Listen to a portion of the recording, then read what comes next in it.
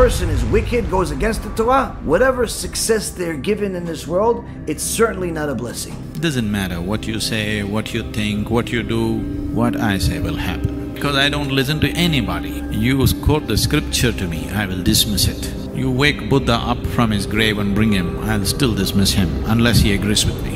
It doesn't matter who. If God comes, I will not listen to him because I know better than him. But what can I do? It's true.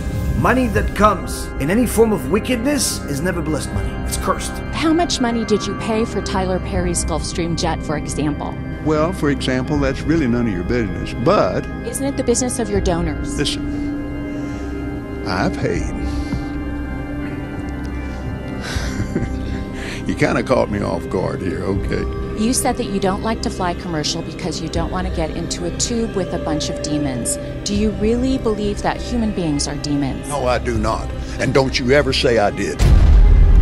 If I know that all the money that he gives is a way for me to serve him, there's no need for me to cheat. There's no need for me to lie. Any religious leader who speaks the word of God, who has more than one suit, while someone has no clothes, is a cop-out. Yeah, you know, Larry, I just don't see it that way. How much in assets is your company have under management? $350 billion. There's no need for me to do anything illegal. There's no need for me to do any type of scandal. If you were willing to pay the price, you could talk directly to God. This market is gigantic, beyond comprehension. We're talking about billions and billions of dollars.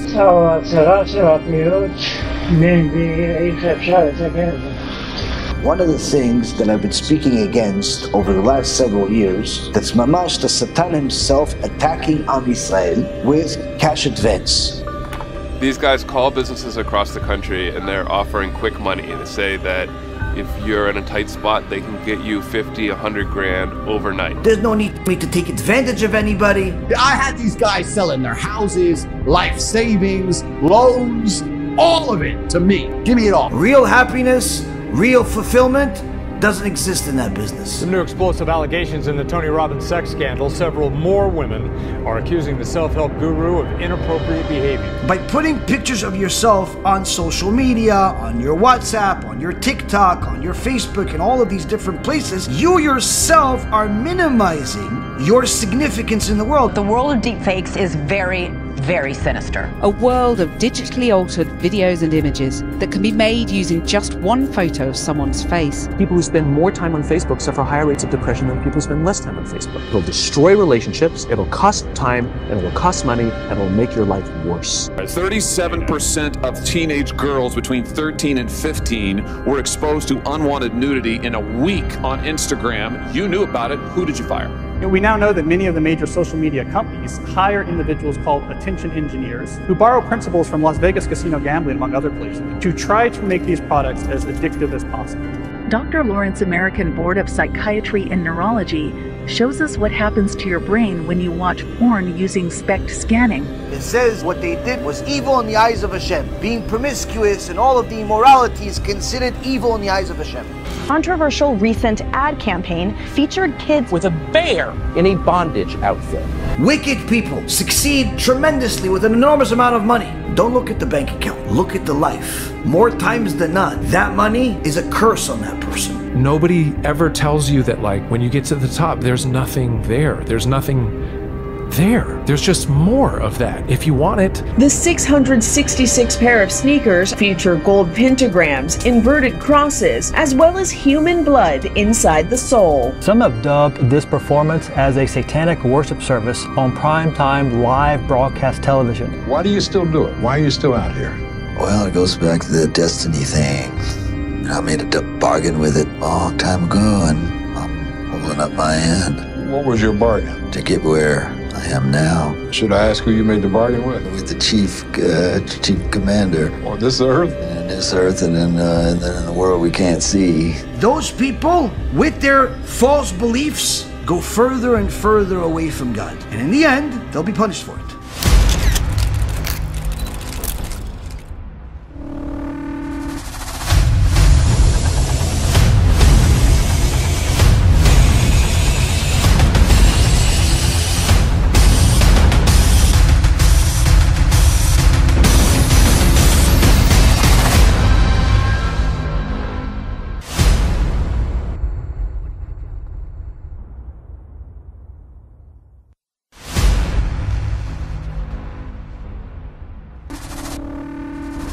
One of the things that I've been speaking against over the last several years is this wicked business that's mamash the Satan himself attacking Am Yisrael, again, with cash advance. In so many words, lending money with high interest. Everyone knows that a Jew is not allowed to lend another Jew money and charge him interest. Now, of course, if a Jew is a Mechalel Shabbat, his halachic treatment is as if he's a goy, so technically if you did charge him interest, you're allowed to.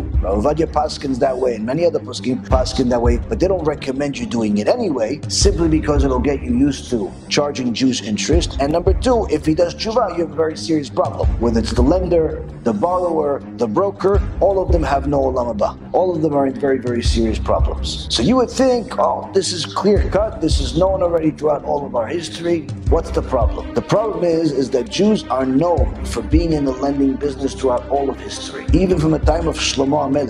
Shlomo HaMelech made a takana, Jews are not allowed to be in the lending business and charge interest. Not Jews and not goyim. Of course, not everybody listened, and throughout all of history we've had many, many problems because of it. So now over the last 20, 30 years, this horrific business of cash advance has picked up its steam, and it's caused a lot of trouble, where majority of the most successful companies in that business, in that high interest lending business, are not only Jews, but they're Jews that are religious. They have the shtreimel, they have the hat, they have the rabbinical title, they have the kollel background, they have the yeshiva background, and so on and so forth. You go into an office, you think it's a kollel. But the reality is it's a world apart, and it's an entire industry. It's not one or two companies. We're talking about hundreds of companies. We're talking about billions and billions of dollars, and they're being lent at very, very high interest. The normal bank rates today with low interest rates, 4, 5, 6%. If you have bad credit, let's say 10, 12, credit card, 25%, that's it, finished. Other than that, go to the mafia if you want to pay more. But in so many words, that's where it goes. Cash advance business, if you have a really nice guy and he's not an outright murderer, he's going to charge you 45 to 50%. But if he's a standard normal cash advance person, 80 to 400%. Now, this is gezel. It's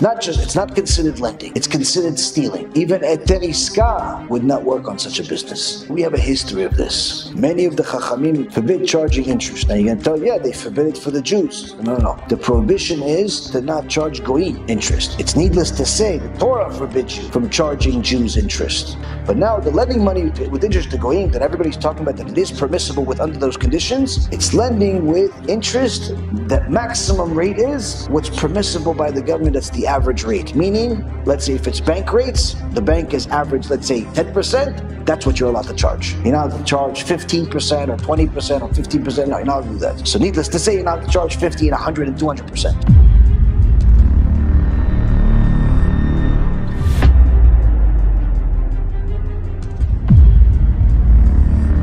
Well, if you're a business owner or know someone who is, it's no secret that it takes money to make money. But how you get it could leave you caught in a trap, especially if you're forced to tap into a shady cash advance company. Imagine you're running a small business. You borrow some money. You're paying it back. Maybe you've fallen behind. Maybe you haven't. And then one day, out of the blue, you can't get any of your money out of the bank. Predatory lending always pops up at the most inopportune moments. It's sickening. 1 in 20 households have taken one out at some point. It's a $9 billion industry. There are more payday loan stores in America than Starbucks and McDonald's. Your accounts are locked up. They've been seized without any notice to you. Every day we were getting our bank account hit, every single day. Well, it got to the point where it was nothing there and it was going negative. I mean, if you charge somebody, 400% interest rate, I mean, that's greed, right? These guys call businesses across the country and they're offering quick money. They say that they can get you 50, 100 grand overnight. The loans are very expensive, with interest rates as high as 300 or 500% annualized, 20 times as much as you'd pay on a credit card. Charging sky-high interest rates up to 400% on loans to small companies. Often it's 300 or 400 percentage points on an annual basis. Average annual rates of 570%. Some of those rates legally are as high as 1,900% a year. Freezing bank accounts, filing liens on your homes. A confession of judgment is something that the borrower signs as a condition of getting the loan. It basically means they give up their right to be heard in court. Even if confessions of judgment go away, there are all kinds of other abusive practices in the cash advance industry. So you're probably going to be hearing more about this industry for years to come. No one allows that in history. Even if you have the permission from the government, even if you have the permission from your local rabbi, in Shamayim you do not have permission. Why? It's immoral, it's not right, it's a bad product. And you would not want to buy it. If you wouldn't be a customer, don't sell it. If the commissions are really high, usually that's a problem. Nobody likes to pay high commissions for good products. Good products sell themselves. If you see a specific group of people focus and all of a sudden there's new businesses selling the same product popping up like mushrooms everywhere. All of a sudden everybody's in the cash advance business. All of a sudden everybody's in the insurance business insuring washing machines. Why? It's a scam. Eventually the deen of Shamayim will come upon a person and those people are guaranteed to lose all of their money. You see, if you look at the history of all of those people that had these finagling type of things, eventually they ended up losing everything. Don't be part of that system. Eventually HaKadosh Baruch Hu shows you who's boss. You see some people go to jail, some people die early, some people see their kids die, all types of lawsuits, gambling, all types of issues. It's going to be a major massacre of disaster in that industry. You'll see one after another, every one of them going. Why? Because eventually HaKadosh Baruch Hu is going to close the shop. Why? It's happened before. It happened in England 900 years ago. It happened in Germany 70 years ago. It happened many times. And usually those people that are in those corrupt businesses that are taking advantage of some type of industry loophole, either there's no compliance in the industry, there's no regulation in the industry, there's no watchdog in the industry, there's just a lot of stupid people in the industry and all types of things. Usually HaKadosh Baruch Hu says, oh, they may not be watching, but I'm watching. Some of the people that have been the most successful in history weren't criminals like those people. They did business hard way, but the honest way, and they got far. No posek in the world, real posek in the world will allow people to be in the cash advance business, not because they're lending to goyim, but because of what they charge. What they charge makes their business illegal according to the Torah. Anybody. Surely they're not allowed to lend the money to Jews, but they do, because no application is allowed to ask somebody, hey, Steve, are you Jewish? You can't ask. You don't know who you're lending to. You could be lending even to a frum Jew. And then you lost your olam haba with that one lend. You lend to 1,000 people. One guy is a Jew, you have no olam haba. One guy is a Jew, you lend to 10,000 people. 10,000 people you have. You're a big tzaddik in the business. Everybody wants to borrow money from you. One guy's a Jew, you go to Genom forever. Only a moron and a rasha merusha will permit such a business. Doesn't exist. Who gave you the permission to charge 40%, 50%, 80%? What posek in the world allowed you to charge predatory rates? Go borrow $10,000 with 40% interest. See what happens. You go bankrupt. Now, I also brought historical events that happened to the Jewish people when they were in this type of business. It's not the first time. Am Yisrael unfortunately has a history of being in the lending business in such a fashion that we're known as predatory lenders throughout all of history. It's not a new thing because of our lending. One of the reasons why the Nazis, Yimach Shimam v'Zichram, justified murdering and massacring us and so on is because of lending practices we had. Part of which were made up. They obviously imagined in their wicked minds. Part of it was true. Part of the stuff that they blamed us to do was true. We did charge high rates. We did do certain things that were wrong. You can't just say, oh no, it's all fake. It's not all fake. There are certain things that are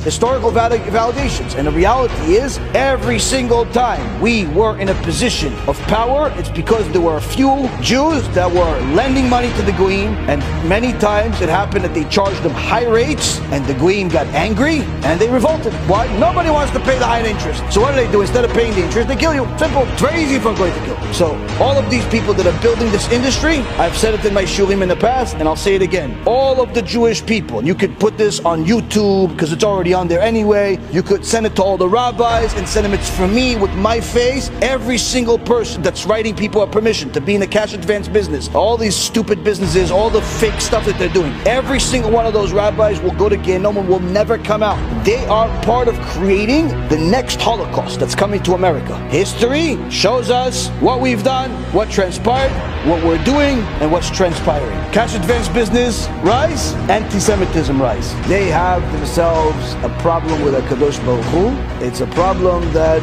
is going to be very, very hard to solve.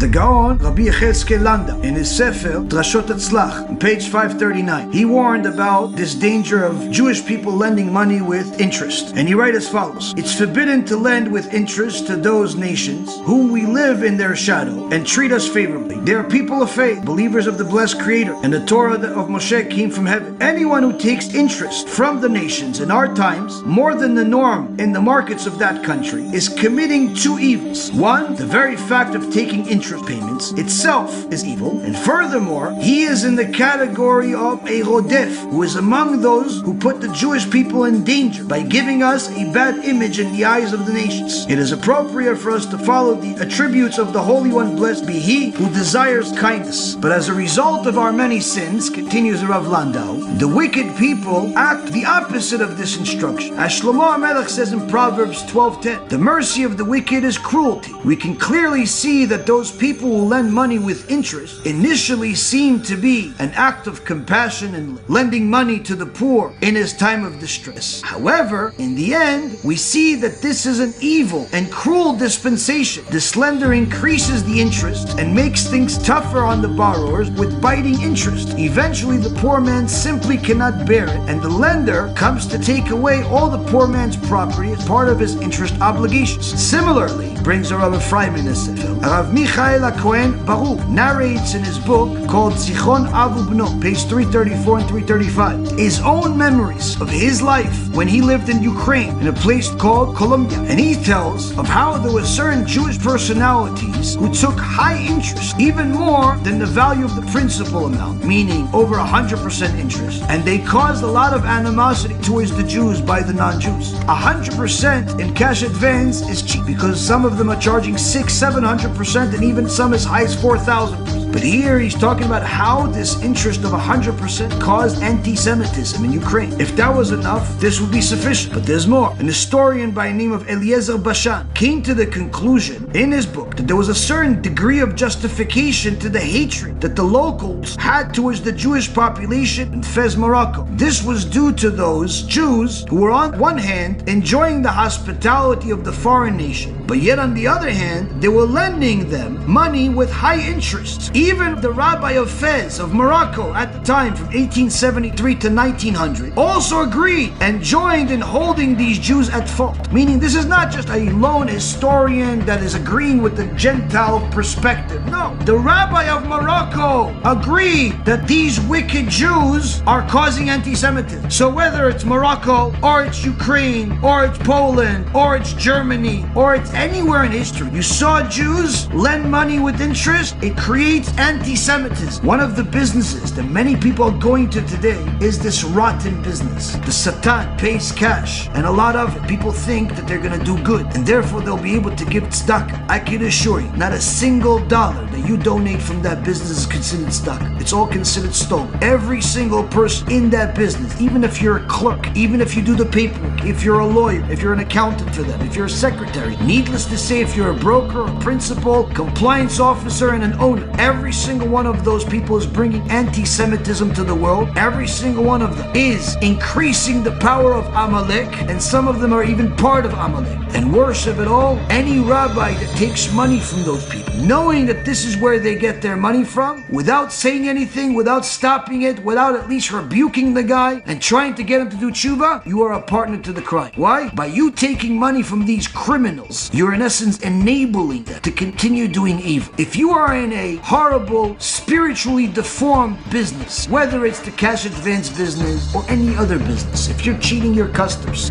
if you are cheating anybody, if you're stealing, if you're being dishonest, if you're a dishonest doctor, you're a dishonest lawyer, you're dishonest in anything, you are empowering Amalek. You are bringing a Holocaust to the Jewish people. Don't blame the non-Jews for being evil. They're simply being used as a tool by Hashem to get us to do tshuva. Why does Hashem use them? Because of people like you that steal from them, that empower them. This doesn't justify their sins, doesn't allow them to cause us any harm. But it's important for the Jewish people to know this is not a new thing. Anti-Semitism being on the rise is not a new thing. Dozens of arrests made overnight at NYU as pro-Palestinian and anti-Israel protests turned violent. More than 50% of Americans have already admitted that they hate the Jewish people. Who knows about the other 50% that hasn't admitted yet? That means there's between 175 to 200 million people in America alone that hate Jews. Needless to say, the people around the world, they have all the reasons in the world to not hate us, but you're giving them a reason to hate us. We've invented amazing things. We've brought amazing things to the world, whether it be technology, medicine, all types of innovation, all types of things, most importantly, religion. But you, with your rotten greed, are giving the non-Jews a reason to hate the Jews. No, it's not because of the religious Jews like me that the non-Jews hate us. In fact, even anti-Semites like us. In fact, even anti-Semites write comments under my videos and say, you know what, you make me respect the real Jews. Now I know there's a difference. And guess what? Just because someone is religious doesn't mean they're a real Jew. And just because someone's not religious doesn't mean they're a fake Jew. Don't tell me Mashiach. Mashiach is not going to help people like Mashiach will destroy people that empowered Amalek. Many of our communities don't speak about stuff like this because there's money involved, because there's reputations involved, because of all types of flawed reasons. We have to understand this distance that the people have from Judaism today is not because they know so much about Judaism and they decide they don't like it, but quite the opposite. Because the average person, the average Jew, is not given a real Jewish education, even if they sometimes go to yeshiva. They smell, the kids of this generation smell the dishonesty in the air. They ask rabbis basic questions about reward and punishment. They can't get a legit answer. They ask different people about different types of things. They can't get a normal answer. We are all at fault here. Instead of crying about a building that was destroyed 2,000 years ago, perhaps we should start crying until we change today, until we fix our behaviors today. Now, while everybody has an excuse of why they're not so ready to be a Talmid Chacham and study Torah all day, fine. Can you at least keep the basics of mitzvot? And you know what? We'll make it even easier. Can you at the very least be honest in your business? Be honest in your ethics? Be honest with your morality? Stop chasing all types of things that are forbidden, all types of things that don't belong to you. If there's an ounce of decency in any one of us, we have to start seeing what the truth is instead of defining it. This is the truth. This is where I go.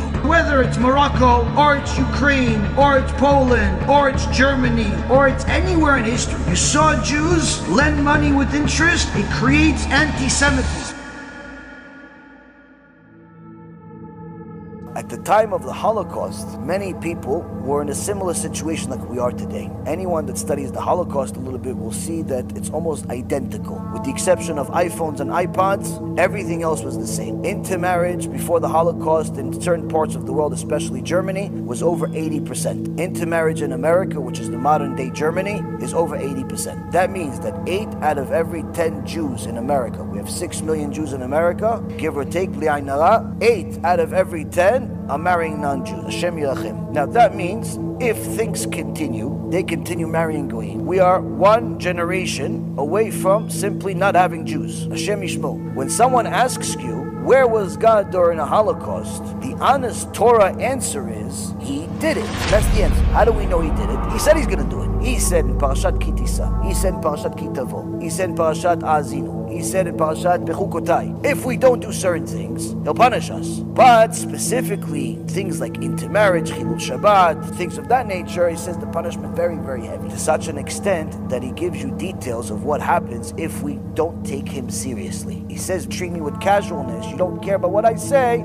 I'm going to treat you with casualness. When the Goyim start anti-Semitism for no reason, one day, a bunch of people decide to start killing Jews for no reason. This was a warning shot. Kadosh Baruch Hu is talking to us very carefully. He's trying to get our attention because He doesn't want to bring another Holocaust. But the Holocaust happened because we didn't take it seriously. So Kadosh Baruch Hu says, listen, if I let you continue acting like Goyim, continue violating Shabbat, continue the intermarriage, continue dishonesty, continue charging people interest that's absurd, like what's happening in the merchant cash advance business today, Hashem Yishmo. People are just completely robbing people blind, thinking it's permitted because it's Goyim. Oh no, I'm only charging him 50%, Rabbi, only 50%. I'm like, oh, so you're only taking half of his life, not the whole thing. No, but Rabbi, he's a goy. I said, it's worse if he's a goy. No, I thought, Rabbi, that you're allowed to charge goyim interest. I said, who told you? Doesn't it say it somewhere in a book? I said, you're relying, your whole olam haba is relying on something you never saw in a book. You have a whole business, every day you're lending people money because somebody told you you're allowed to do it. Now you know, if you're wrong, it doesn't matter if you keep Shabbat. It doesn't matter if you do everything else right. If you're wrong about this one thing, you have no olam haba, you're finished. You go up to Shammai and say, okay, yeah, you go to the hot place.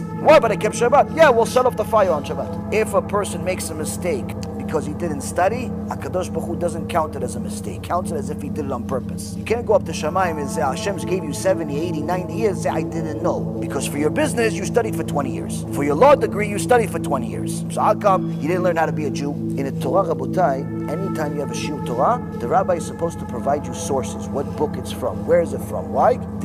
Shows us, this comes, what he just said, comes from Mount Sinai, not his opinion. Now when it comes to lending, a person needs to know that even lending money to goyim with charging interest is not so pashut, it's not so simple, meaning you cannot just charge them whatever you want, and you cannot even charge them interest just because of that. And a lot of people don't know this, and they just assume they can do whatever they want, and they don't realize that it's actually what they're doing is a worse sin than lending to Jews with interest. If you cheat a Jew, that Jew is going to say, you're a bad guy, you're a bad girl, I don't like you. Why? You cheated me. Now if you cheat a non-Jew, what does the non-Jew say?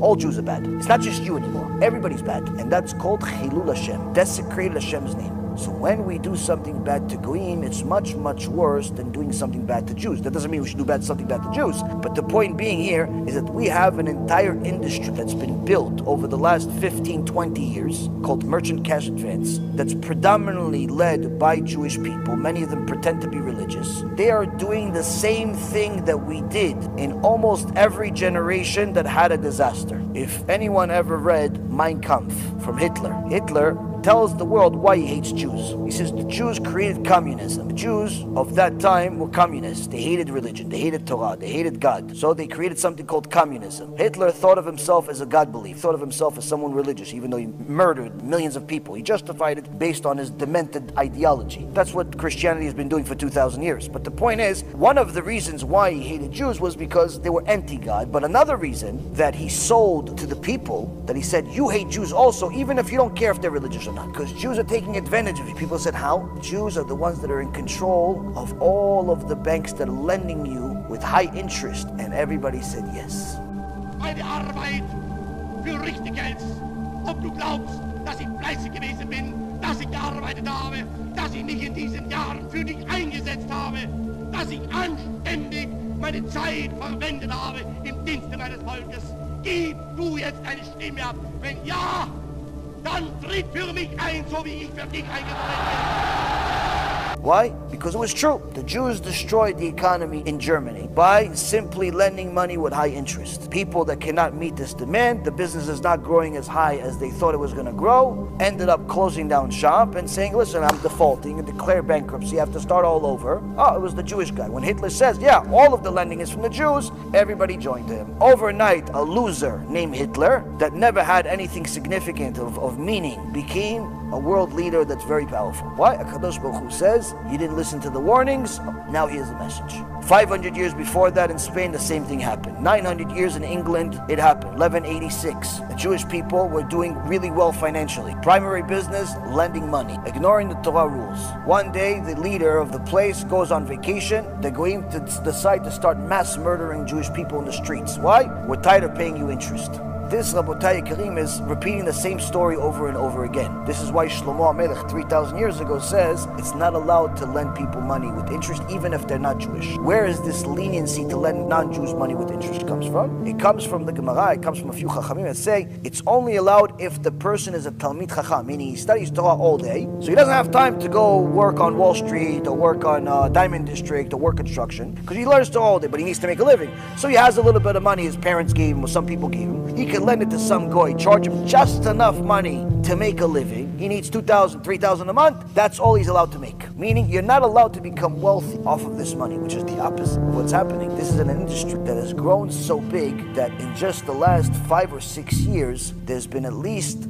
half a dozen companies that have become public company, billion-dollar company, from simply doing a business that's destroying the economy. And if that's not bad enough, just to show you how bad it is, everyone knows the mafia, their primary business was lending money for years, for all of generations. That's what the Italians did, that's what they did. You didn't have money from the bank, nobody was able to lend you. You go to the Tony from the mafia, he says, how much do you want? I want 100,000. Okay, 100,000, 30 points a week. Pretty much by the time you paid him back the loan, you gave him also 2 lungs too. Or he took him out of you. One way or the other, he's getting his money back. This business of merchant cash advance business is so horrible, the mafia shut down. They don't lend money in the streets anymore. You know how they lend money? They also open merchant cash advance. Why? There's more money there, legally. If the mafia is your co-worker, that already gives you enough of an understanding it's not a good business. HaKadosh Baruch Hu gave us warning signs. When we don't follow them, problems happen.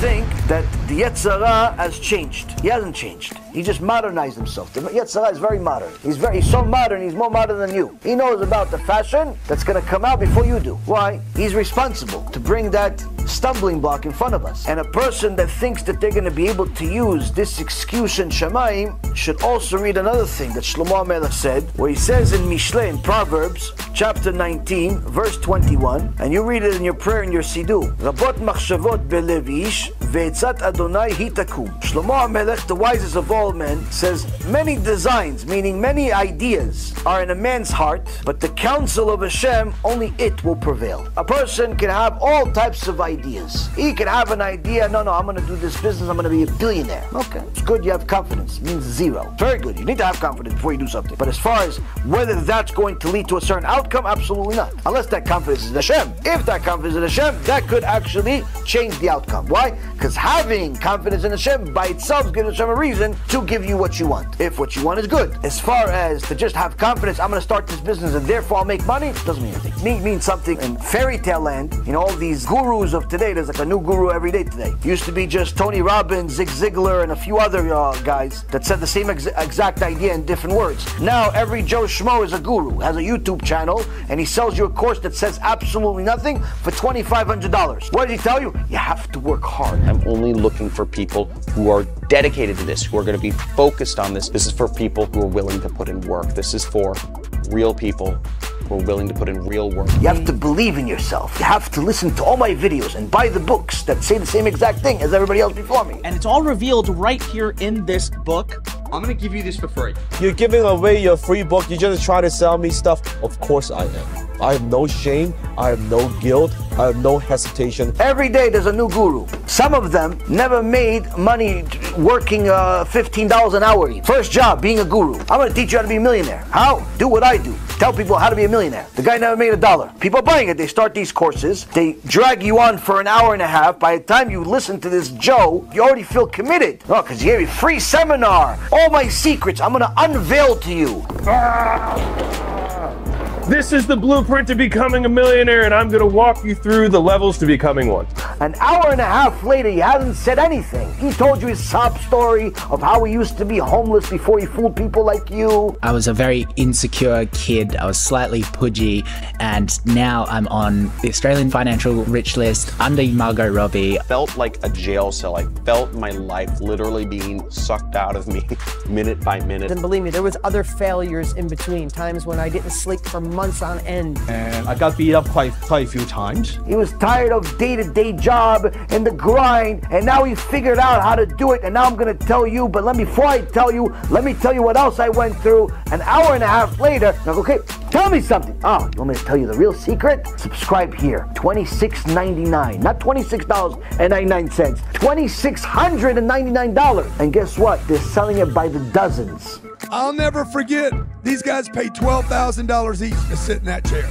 3 days, I got to look at their ugly faces. Gives you the course. Guess what? He still tells you nothing. I spent over $50,000 on so-called fake gurus, the ones that pop up on every YouTube ad and then get exposed. I'm going to give you the biggest learnings I've taken away from spending all this money so you don't have to. Here's how I spent my money. I went to a few Tony Robbins events, bought Sam Altman's courses, got a couple of business coaches, and countless of other small purchases. While lots of it was great, so much of it is complete garbage. And because I had already built $1 million business using free advice from the internet before buying anything, I was experienced enough to understand some really shocking things that the newbies didn't. He tells you the stuff you could get for free on the internet, but then you feel like I'm already invested into this thing. I'm committed to it. So when the guy starts selling you all of this emails, you have to come, you have to listen, you have to do this, you watch the YouTube, you watch all these private videos and all this nonsense. He tells you, oh, there's a special seminar only for my select students, only select ones. And it happens to be that my select ones could afford to pay me $5,000. But they're select though, they're select. And then people buy into that. And then they go to a bunch of places, they're surrounded by a bunch of other morons that fell into this system. And every single person paid $5,000. So what do? They'll jive up each other, they'll gas up each other. Yeah, you bought into it. Yeah, it's real. Yeah. And no one knows what's going on though. They're all special. $5,000. 5,000 people show up. The guy makes $20 million for doing nothing. If you're a millionaire, why sell a course?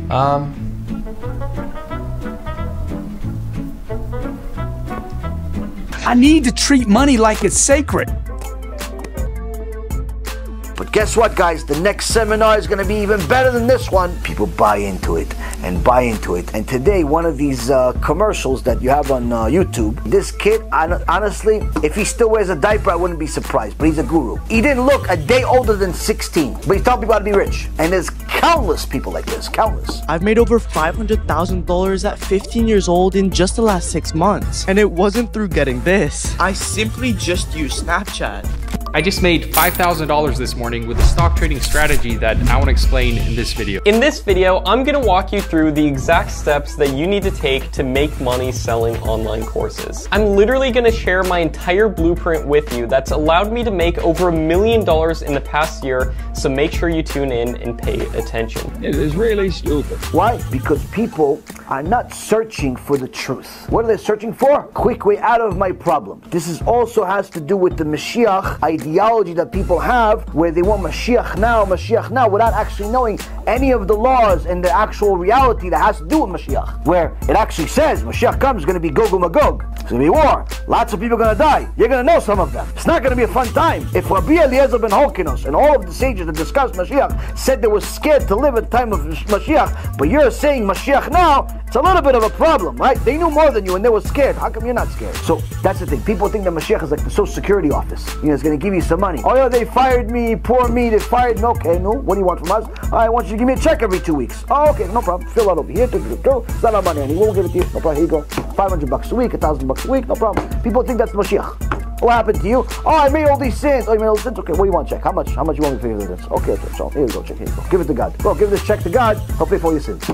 That's what they think Mashiach is. Mashiach is going to pay for their sins. That's Christianity. So it's very, very important for a person to know, as much as we make this issue humorous a little bit, to lighten up the topic, but the reality is, it's a horrible mentality. The stupidity of man will cause a person to sin, and then they get upset at Hashem for punishing them. Person that does business sees that their business is doing well, sees that they're succeeding. Be even more careful after success than you are when you first started. There are many people that have made a fortune off of all types of stupid things in the last several years, whether it be these bitcoins and their cryptocurrency. Look, I'm sure you've heard about it. Bitcoins. Meantime, another 52-week high for Bitcoin. Or it's YouTube, and all of a sudden these 15-year-old gamers, influencers, and they have millions of followers, and these followers are actually giving them money, and these people are literally making millions of dollars off of nothing.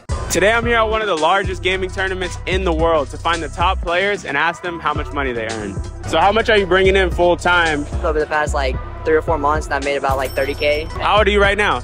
17. How much did you bring in last year from playing Fortnite full time? Probably like 100K. It's over 6 figures. 6 figs. Probably like 20, 30K a month. Almost about 500,000. In US? Yeah. I'd say a little over 6 figures. I'm 24 now. About 700K. Around 600, 700K earnings. Over $1 million. Like 40,000? Wow. It's 245,000. I think I did a meal once. Wow. Yeah, that was very nice. We raised 1.4 mil for Feeding America, and that was super rewarding. 480K off of AdSense. Last month, my channel brought in around this much. I'll just say our biggest month in earnings is still ahead of us, but it allows us to support, about 200,000 square feet of Burbank studio space, which is not cheap. We've got about 125 employees. We've got multiple brands that we're launching. Listen, God wants to give it to them. What's the problem? The problem is that the Gemara in Masechet Sukkah says, person that loves money will never have enough money. How much in assets is your company have under management? $350 billion. Wow. You've achieved what most people would consider the dream life. Billions of dollars, you have houses around the world, you have a family. What's left? Is there anything that you feel like is missing in your life? No, sure, I still want to succeed better than I have so far. If you didn't have ethics before you got money, certainly you're not going to have it after you got money. And in fact, it will deteriorate. And what ends up happening is that these people get blessed with a fortune. This 20-year-old, 25-year-old, 35-year-old, 40-year-old all of a sudden sees a huge fortune of money coming their way, whether they're selling masks for coronavirus, or they're selling video games, or they're simply making people watch them play video games. Whatever nonsense that people do, God decides to bless them. And what ends up happening is, it's not enough for them. Now that they have a following, now that they have an audience, they want to do something big. They want to join the Forbes 500, but it's not enough for them to continue growing in a reasonable fashion. No, they want to do something big. So what do? They get into some type of scam. We were taking their money, all of it. You gotta lie to him. Make him think that if he's serious about you, that nothing else matters. See, I had these guys selling their houses, life savings, loans, all of it to me. Give me it all. Or you can join what Andrew Tate says is a secret society of elites called the War Room. So now I have the greatest network on the face of the planet. And when I say it's maybe the most money, it's not because of the membership fee. The membership fee is very low. It's cheap. Only $5,000. It's because of the opportunities and connections inside of the War Room. Let's not be stupid. All elite clubs in the world are elite because elite people are invited to them and they're exclusive. You can't just join them for $5,000. Andrew Tate has a self-reported net worth of $100 million. But this is all from manipulating and taking advantage of weaker men.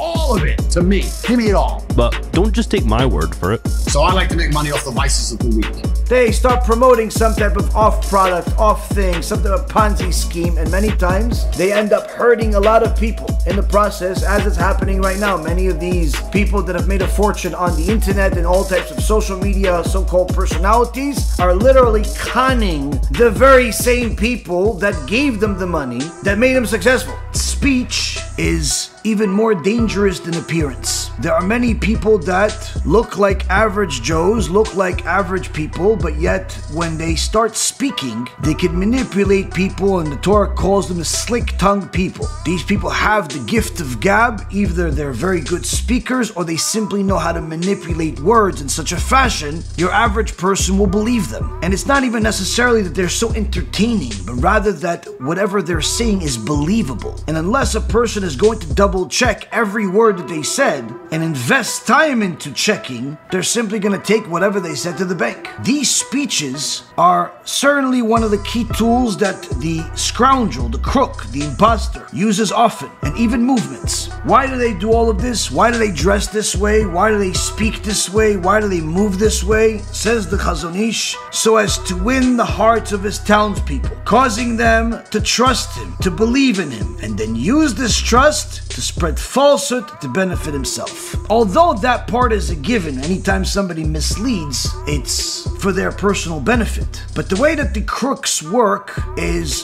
sort of like a long-term investor. Usually they're not looking for a overnight success. Usually they're very patient people, and they wait for their opportunities carefully, patiently, as if time is in their favor. But if you follow their behavior, you'll see that this was all literally one big master plan. The bigger the crook, usually the more clever they are. They're usually not stupid. In fact, they're usually very smart people. But smart intellect, IQ, don't necessarily mean a person's gonna be good and use it for good. It works in such a seamless way, most victims don't even know it's happening. These people will do things in order to fill their pockets. But many times the way they fill their pockets is not the the normal way. They don't necessarily ask people, send me millions of dollars, like the Christians do. You know, the Christians have this whole thing of how they command their people to give them a plane that's worth 10, 20, 50, $100 million.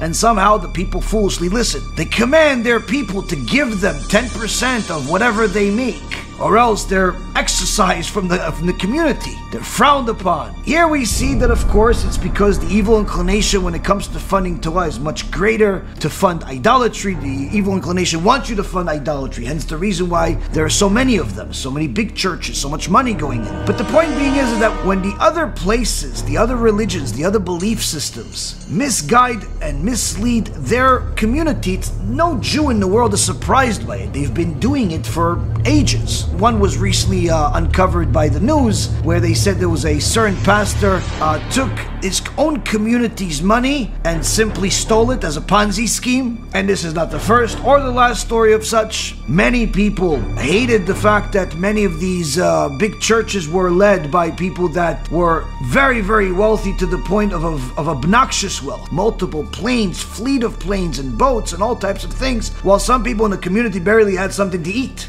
You said that you don't like to fly commercial because you don't want to get into a tube with a bunch of demons. Do you really believe that human beings are demons? No, I do not. And don't you ever say I did. Get in a long tube with a bunch of demons. Copeland is being confronted about his purchase of a Gulfstream jet. And it turns out that that jet is just one of a fleet of jets that he owns, along with a boathouse, a mansion, and his very own airport. A preacher that is supposedly worth hundreds of millions of dollars, with an enormous following, that he is just one of many. Pastor what is now the largest church in America, weekly sermon watched by more than 10 million viewers on television. One of my chandeliers costs more than most people's house. I got 22 chandeliers in the house. They don't need mansions. They don't need jets. God told me to have that plane. Any religious leader who speaks the word of God, who has more than one suit, while someone has no clothes, is a cop-out. Yeah, you know, Larry, I just don't see it that way. For $54 million, I want you to imagine how many people could be fed. Well, how many homeless could have places to sleep. The fresh breath of all. Televangelism is still thriving in this country. If you were willing to pay the price, you could talk directly to God. It's a huge business. It's also created a huge controversy. It's a strategy where they decided to target the poorest people in the world. What is a pyramid?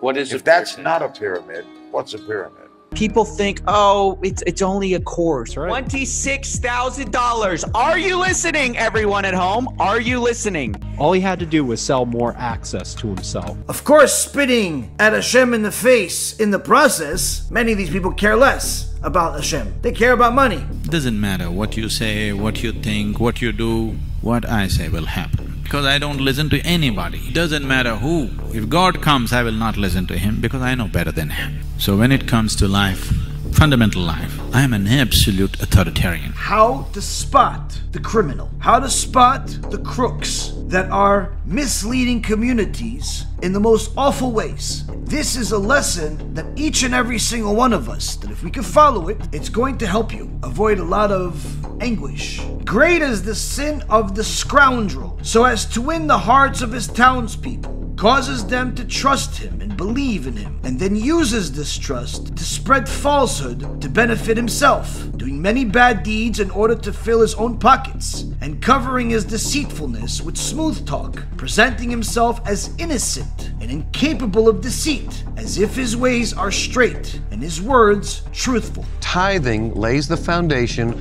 for financial success and abundance. Tithing is the way for recession or depression to bypass you. I want you to go to the phone or online and sow a seed. Somebody's son is going to be set free from alcohol because of your $1,000 seed. I'm going to ask you to sow an exceptional and uncommon seed of $1,000. Click on that donation button to sow $1,144. So God is giving you the harvest, and the harvest of the seed you sow. You can't expect the harvest if you don't sow seed, spiritual, physical, or financial. And unfortunately, since much of this stuff is unregulated, under the radar, and even if it's in the cover of the news, no one cares enough in order to do much about it, this is going to continue until it becomes even more massive. In cryptocurrencies and things that are like it, it's literally unbelievable. The amount of fraud that's available on the internet, all types of fraudulent products and fraudulent services and fraudulent gurus and so on. It's literally, you have to pray 5 times a day, not 3 times a day, just to literally merit having somebody honest to deal with in the business world these days. Everywhere you look, there's some form of dishonesty, there's some form of corruption. And people would assume, yeah, but if they already have a lot of money, why would they cheat? It has nothing to do with having a lot of money or not. Just because somebody has a lot of money doesn't mean they stop cheating. A person that has confidence in Hashem, cheating, lying, it's not part of their vocabulary. I know that whatever is mine, God will give me. I don't need to cheat. Whatever He wants to give me, He'll give me. I don't need to cheat. And in fact, me cheating is going to guarantee that whatever I do get, that comes from God anyway, is not going to have the blessing, and therefore is going to come with curses, and therefore will be taken away, and it therefore is going to create a lot of problems that are going to literally turn the person's life into a cursed life. In the world, people today admire successful people, famous people, whether they're famous basketball players, all types of other forms of celebrities, famous executives, successful executives. Many times people don't even know who the person is, but as soon as they hear that this person is successful, that this person had a certain amount of success, they start admiring this person and taking every one of their words as if it's Mount Sinai. And in fact, this is the sleeping ground for all the thieves and the crooks. One of the primary ways that they take advantage of the public is by portraying themselves as successful, because people are stupid enough to believe them, that they worked for the government, that they did business dealings with major organizations, that they're friends with all types of people, and people will literally befriend them and even do business with them just because of the words that they say, give them a fortune of money for all types of things, and then end up crying about the fact that this person cheated them. Well, if you would not do business with people just simply because they say they're successful, and you would actually do business with people because of what they have to offer, and an actual real track record, and a real relationship of some kind, then you wouldn't get this type of outcome. But unfortunately, when a person is so shallow that they're only going to marry somebody because they look a certain way, or have a certain type of profession, or they have a certain type of possessions, or they're only going to befriend the person because they're part of a certain family, or they're part of a certain community, or they're only going to do business with somebody because they have a certain type of customer base, or a certain type of office in a certain location. These are shallow behavior traits. These are horrible decision-making factors. When a person has bitachon in Hashem, they're not looking for what kind of suit a person is wearing in order to make their determination. They're not looking for all of these types of things that are superficial and shallow. The primary thing that a person is looking for is, does this person have yirat shamayim or not? Do they have fear of heaven or not? Of course, they need to be able to conduct business, but do they have any fear of heaven or not? Now, of course, there are many times that you need to do business with somebody that is not even religious, so obviously they do not have any fear of heaven. But even the people that are not religious, even the people that do not have the same beliefs that you do, can still portray a certain level of respect for the Torah, for Hashem, that is enough for you to make a more educated decision, if that's the only choice that you have. But if a person portrays complete carelessness about God, and in fact is even insulting and mocking one of these enemies of God, the LGBT, obviously these are people you have to run away from. But the point being is that we have here a society that admires the most shallow things, that also makes society very vulnerable to scams and scandals. And wait till you'll see how many Ponzi schemes and scandals unfold in the coming year or two once the market collapses, because when the tide returns, that's when you know who is wearing clothes or not. The new explosive allegations in the Tony Robbins sex scandal, several more women are accusing the self-help guru of inappropriate behavior. Motivation guru Tony Robbins is responding to allegations of sexual misconduct. He denies ever doing anything untoward, but at the same time, he's also issuing an apology. There was some freak out, like, now you just need to leave.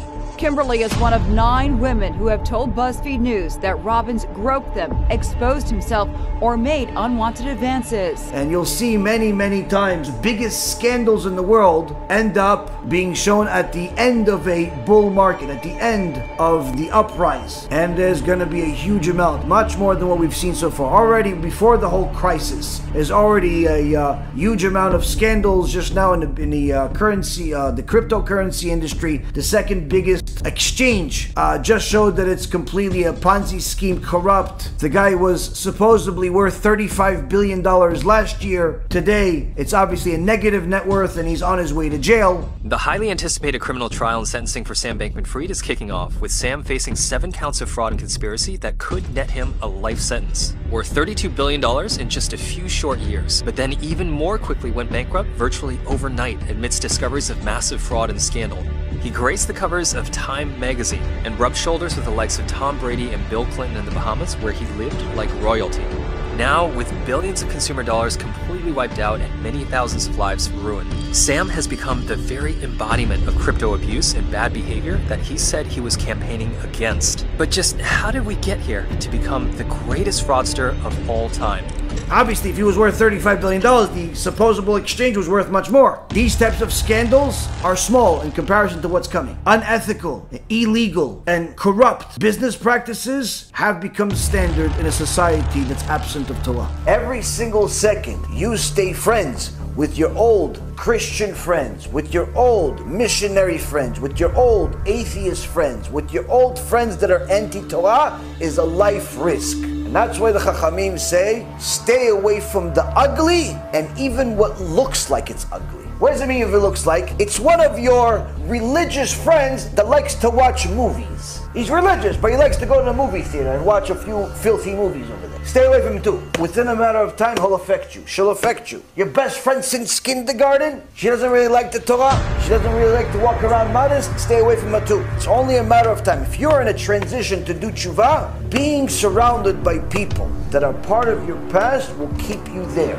You'll have a much more difficult time moving forward if you're surrounded by people that are from your past. Why? Because they're not moving forward and you want to. But now, you're going to feel bad about moving forward while they stay the same. You're going to feel embarrassed to move forward while they stay the same. They're going to remind you of it constantly, so you have to make some very difficult choices. Unless they're respectable people, unless they're very receptive, and so on. But if the people are anti-Torah, or they're simply just mikulkalim, you know, people are just simply rotten. They're just something went wrong, that's along the lines, and unless there's a hand of Hashem involved, you can't change them. Stay away. People always ask me, how do you survive this world? Especially young men, where even if you want to protect your eyes, even if you want to protect your bleed, even if you want to do all types of things, how do you do it? If you're not learning Torah and Musar every single day, you're going to have a very difficult time. When it comes to learning Torah and Musar, you not only have to learn Torah and Musar, but you also have to learn from a place that inspires you. Because many times people get inspired by, let's say, our shiurim, to do tshuva, to get some chizuk, to do good things,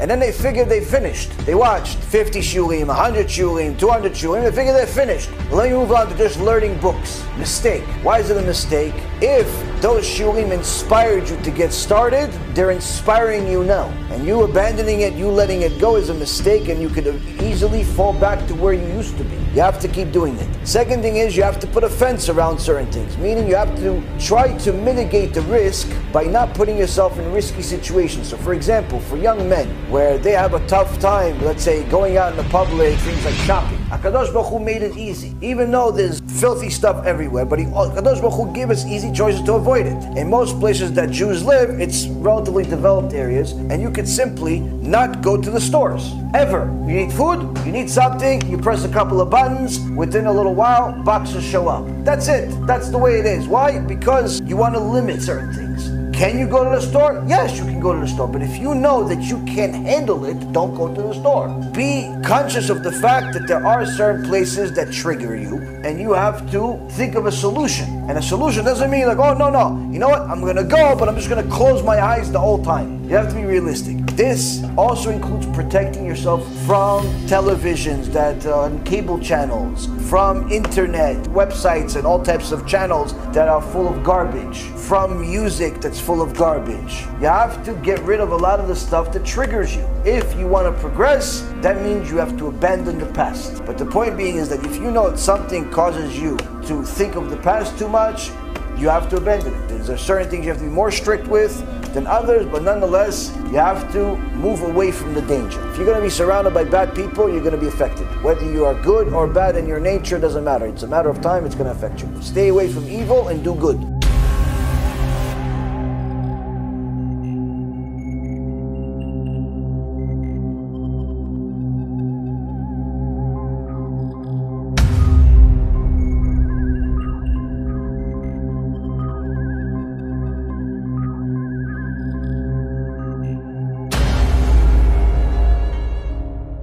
What does the Talmud hint about social media and its harms to relationships? By the age of 15, 86% of kids have a smartphone, according to Common Sense Media. There are a lot of positives, right? Connecting with friends, for example, but there are also some very real risks.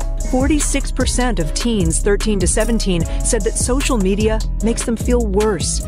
Just how triggering are our phones when it comes to dopamine? It's just like gambling. You may have heard people talk about getting a dopamine hit when they get a like on social media. Yeah, but what exactly is dopamine and what is it doing to your brain? The euphoric feeling when that latest Instagram selfie becomes a huge hit, likes suddenly pouring in from friends, family, and followers. Social media platforms leverage the same neural circuitry as slot machines and drugs to keep us satisfied and coming back for even more. Dopamine is a type of neurotransmitter or chemical in the brain. It also plays a major role in how we feel pleasure, helping us to strive, focus, and find things interesting. If we were to look at ourselves through the lens of an experiment, like we would an animal experiment, we think that animal is sick. If you saw an animal digging in the corner, looking for a bone, the dog is looking,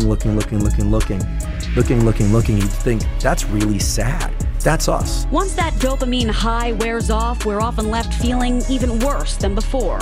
The universal symptoms of dopamine withdrawal include anxiety, irritability, insomnia, low self-esteem, and depression. But that next hit probably won't be as rewarding. People look like they have a much better life than they really do. People are posting pictures of when they're really happy. They're modifying those pictures to be better looking for the best lighting, the best angle. Those people you think are super happy, actually some of the saddest people in reality. These kids who commit suicide, you go look at their Instagrams, you would have no clue that they were depressed. There's entire teams of engineers whose job is to use your psychology against you. Dopamine is the exact same chemical that makes us feel good when we smoke, when we drink, and when we gamble. In other words, it's highly, highly addictive.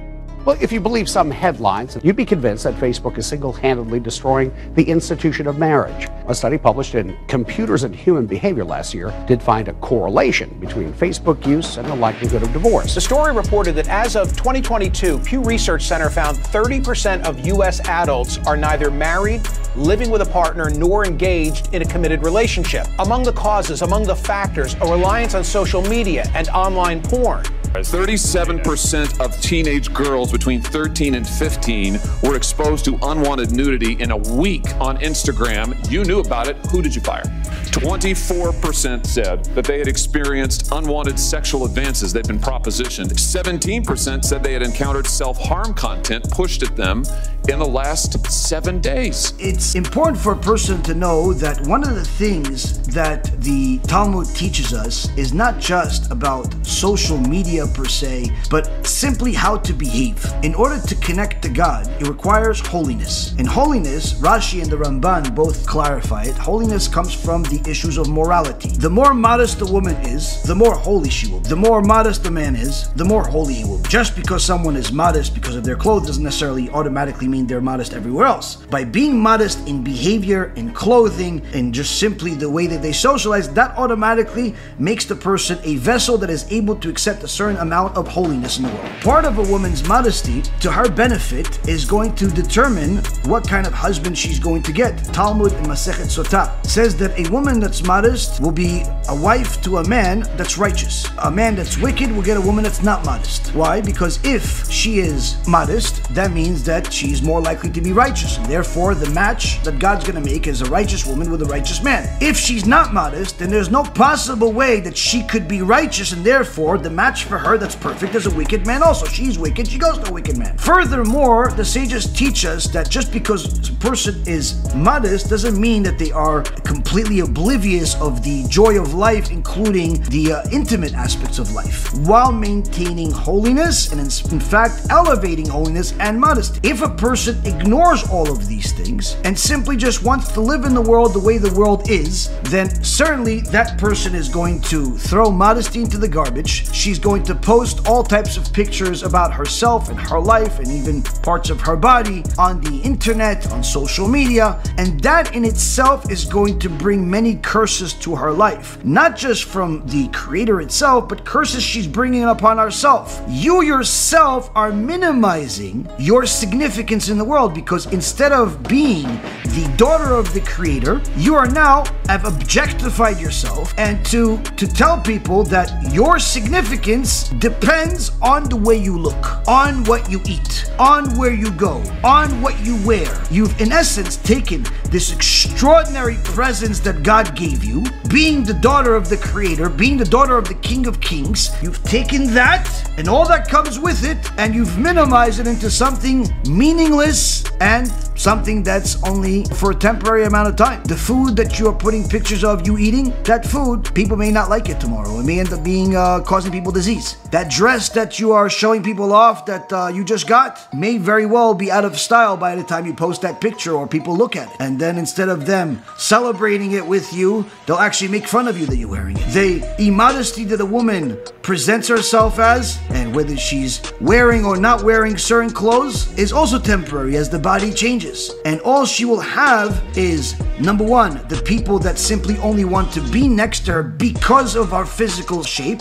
and those very same people that will leave her because of that physical shape changes, and also a life full of regrets that she could no longer be that person because age catches up with everybody. So if a woman wants to simply live a life full of regrets, a life that only attracts meaningless endeavors, attracts worthless relationships, attracts only people that want to take advantage of you, socialize on social media as much as you want. But if a woman wants to have meaningful life, a life that has a purpose, the last thing she would do is put even a single picture of anything related to her life. And in fact, any personal detail about her life on social media or anywhere. In fact, I would even say that a woman shouldn't even share pictures with family as often as people do, unless they promise to never share it with anybody else. If you want to send your mother or your father a picture of you and the kids, or you being, I don't know, wherever you are in the world, as long as they promise not to share with everybody else, I'd say, okay, that may be okay. Otherwise, I wouldn't share it. Why? Because there are so many sick people in the world that the very same technology that has caused all of the sins of the world to be magnified, the Gemara in Masechet Sotah at the end gives prophecies of what's going to happen at the end of times. One of them is going to be the chutzpah tizgeh. There's going to be a lot of obnoxiousness and rudeness and lewd behavior is going to be standard.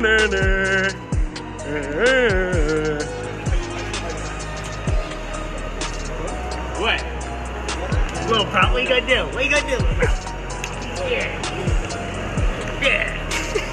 Needless to say, this is something that doesn't need qualification. We see it in life. Everywhere we walk, we see people, how they behave, what they post online. So a woman that sees that technology is advancing so rapidly now that now you no longer need to get certain images of people and imagine. Now, a woman could simply give her face, a picture of herself to somebody, and that person, some sick-minded person could simply take that person's face and have AI do the rest. And literally have all types of immoral, disgusting, horrible thoughts with your wife in mind, with your daughter in mind. Who wants to be that person other than a lowlife? 40 students say they were targeted by a former classmate who put their faces on pornographic images. It's called deep fake porn. To fight against a dangerous trend in artificial intelligence. From local students to a music superstar, AI is being used to create pornographic images. District Attorney calling on Albany to change the law to make it a crime to digitally alter sexually explicit images. The disturbing new way technology is being used to target and harass people.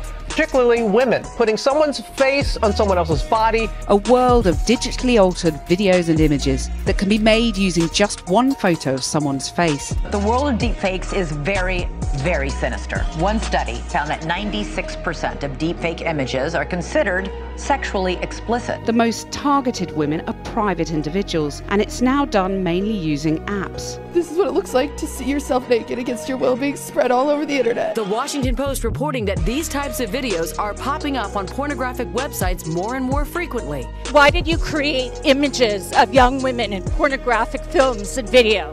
AI technology has advanced at such a rapid rate that it's cheap and easy for apps to make these images on a huge scale. If you have video on TikTok, the image of yourself on Instagram or on Facebook, or you created a video on YouTube, or somebody else took your photo and put it online, you now are at risk. Our enemies can make it look like anyone is saying anything at any point in time.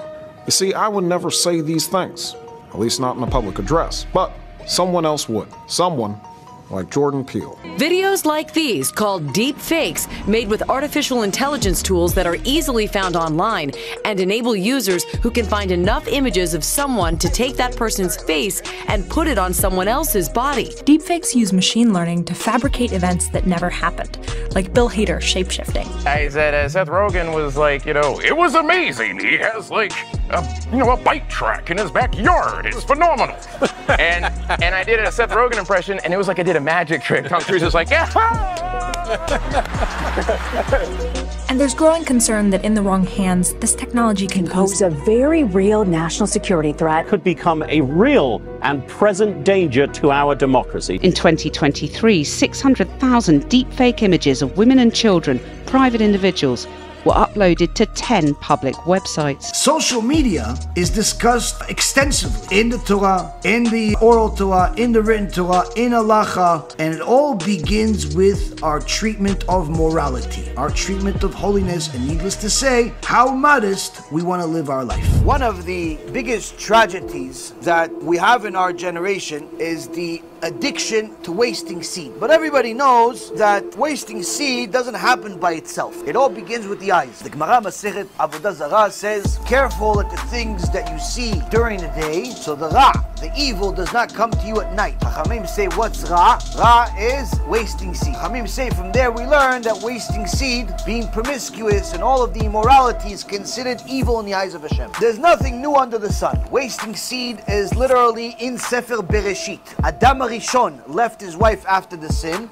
The Zohar Kadosh says he left his wife to do tshuva. But HaKadosh Baruch Hu already said it's not good for man to be alone. A wife, if she takes care of his children and she keeps him away from immorality, she's a Eshet Chayil. It's impossible for him not to waste seed. Adam Rishon made a mistake. What did he do? He left his wife thinking, I'm going to get closer to Hashem. Say, I'm sorry for eating from the tree of knowledge. He left her for almost 130 years. Problem is, during that 130 years, he wasted seed. All of the demons in the world came from him. Meaning that wasting seed already started at Sefer Bereshit. Wasting seed is not a new thing. Many scientists did not believe that pornography is something that is addictive until many other scientists proved them wrong. Experts say there's another pandemic happening right in our homes. Children exposed to pornography on the devices we give them. It's on the school bus, it's in the lunchroom.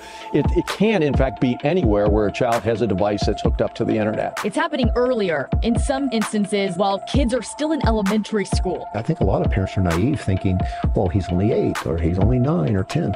Well, the research shows us now that boys are being exposed at about the age of 10, and girls are being exposed at about maybe 11 or 12. Parents don't want to believe that because it's so frightening. If he is viewing porn on a regular basis starting at age 11, it's going to have to be progressively more stimulating for him as he becomes a teenager and as he becomes a young man. It becomes almost impossible for that young man to have a normal, healthy sexual relationship with a partner. It's going in visually and auditorily, and it's elevating elements of the central nervous system. The subliminal messages of aggression, though, are still entering the brain, and then they have this belief that I must act the same way. The experts agree. Porn isn't going anywhere, so it's on parents to protect their children. Our responsibility as adults is to protect our kids, and that is sometimes telling them there are certain things they can't do. And I got to tell you, this generation of parents, for the most part, blanket statement, they're not doing their job. There is an extensive paper written by a group of different scientists about the addiction of pornography. And they call it the new drug, how porn changes the brain. And it literally says that what they found in their research is that pornography is no less addictive than the hardest drugs in the world. When the Rambam wrote in Halakha that the biggest addiction a human being can have is to waste seed, he was saying it as this is divine information. Now, why did the scientists arrive at this conclusion? That pornography, the first stage that leads to wasting seed, is something that's addictive. Says that what happens with pornography is that it triggers a protein called delta phos B. Delta phos B is one of the things that a person in essence gets pleasure from, but it's also one of the things that connects to addiction. Drug addiction, sex addiction, money addiction, all types of addiction. And in essence, this particular protein is confused, thinking now after he saw him seeing this immodesty led to a good feeling, it now connects the brain to think that every time he sees this filth, it's gonna lead to good. So now what happens is a kid doesn't know right or left, 12, 13, 14 years old, gets a phone, goes on a computer, has free access, goes on the internet, starts looking at pornography, things he's never even imagined in his worst dreams, and he gets pleasure as a result of it, thinking it's not a big deal. Even sometimes the parents do it next to the kids, Hashem Yachem. I have one kid telling me that his father watches it in the living room, no problem. I said, you must have done some serious sins in your previous life to have such a father. What kind of people we have in the world? In the old generation, at least people would be ashamed of it. They would do it privately. Today they do it openly, in the office, next to the guys. Hey, come look at this. That's what people do today. They have no shame whatsoever. Guess what? Research says pornography sites have more members that are women than men. Surprise, surprise, of the sick generation we live in. They get a certain pleasure as a result of seeing this filth, and now this particular protein programs their brain to think that every time they see nakedness, it will lead to good. Hence, the addiction. Immodesty, not only of what you see, but the immodesty of how you dress. When you are addicted to filth, you don't value yourself. You value what people perceive you as. If they perceive you as pretty, you feel pretty. If they perceive you as ugly, you feel ugly, because you're too dependent on other people's opinion instead of your own opinion. No, I like to wear this clothes. It makes me feel good about myself. You're a filthy liar even to yourself. What's the proof? If you were stuck on an island by yourself, your next door neighbor was a monkey, a chimpanzee, and a giraffe, would you still wear that filthy clothes and put makeup on that's 3 pounds thick? No. Why? Because no one's there to look at you. Because you're a self-conscious person. You have all the tools in the world to be happy as can possibly be, regardless of what you look like. Why? You're God's daughter, for heaven's sake. What else do you need? What is ashir? Ashir means wealthy. What's really ashir? Ayin, Enaim, Shin, Shinaim, Yud, Yadayim, Resh, Raglaim. You have eyes, you have teeth, you have arms, your legs, you're rich. You're perfect. You don't need a 6-pack and a 2-pack and a 1-pack and eyes here and eyes there and arms here. You don't need any of that stuff. There's somebody for somebody everywhere. HaKadosh Baruch Hu is the one that is mezavek zivugim. You depend on other people's taste, other people's visions, you're going to live a very poor life. Now what happens is with those people, they end up being very lonely.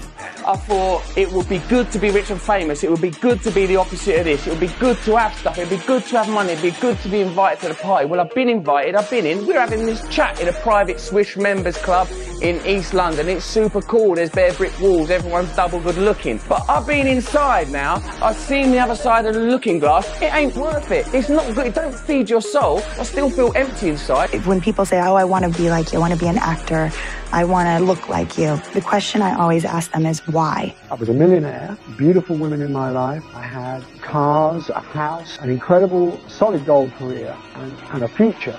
And yet, on a daily basis, I wanted to commit suicide. I struggled a long time, not only my bouts of depression that I've had, but also things that have happened to me earlier on. And my security and stuff were coming into the room at night to check my pulse. Like, people don't know how serious it got. Like, it was legit crazy scary. I don't even want to look like Katy Perry anymore sometimes. My private life is boring disaster. But work is good. Quite honestly, I just didn't want to be alive. I'm in 4 lawsuits. It consumes my life. Depositions, interrogations. I was surrounded by all this wealth and all this fame and all this power, and yet they were all miserable, and I had never been more miserable. I don't have a mom I can call. I don't have a father I can call. And I know tons of people in the Silicon Valley, hundreds of millions of dollars, and are as miserable and as lonely and as broken as you'll ever see. I get depressed. Antidepressants, they're very helpful. I've taken them since I was 26 years old. I always suffered with depression. When I was on top of the world, it became more and more and more depressed until it was like suicidal thoughts. When they really want to make you crazy in prison, they put you in isolation, right? The second you become famous, you're kind of in a weird isolation. Money doesn't make you happy. It never did. I mean, history will tell you that. I had ground and scraped and fought to make movies and to make the things that I wanted to make, sell books and sell scripts, and I was doing all those things, and then I get there and I'm like a broken shell of myself. And this is after a good year. This is after making tons of money. When you get to the top, there's nothing there. There's nothing there. There's just more of that if you want it. They're paying me a ton of money.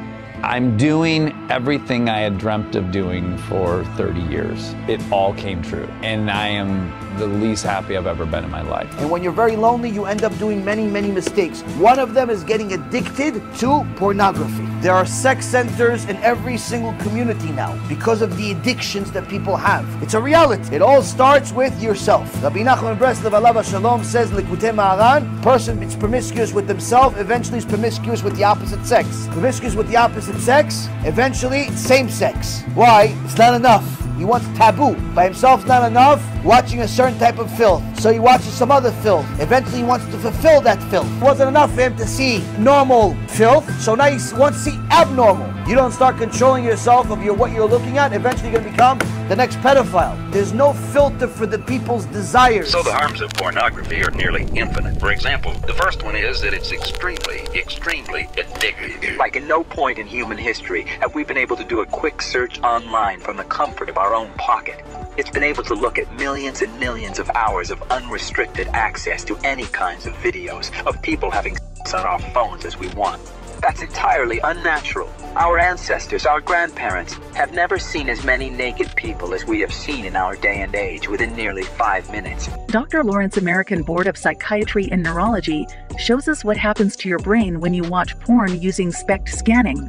This is a scan of a sex addict brain, an 18-year-old sex addict brain. And we compare that to a normal brain, and at the naked eye, we can tell this is not normal. Now, if we compare that to someone who has cocaine addiction, this is a person who has cocaine addiction.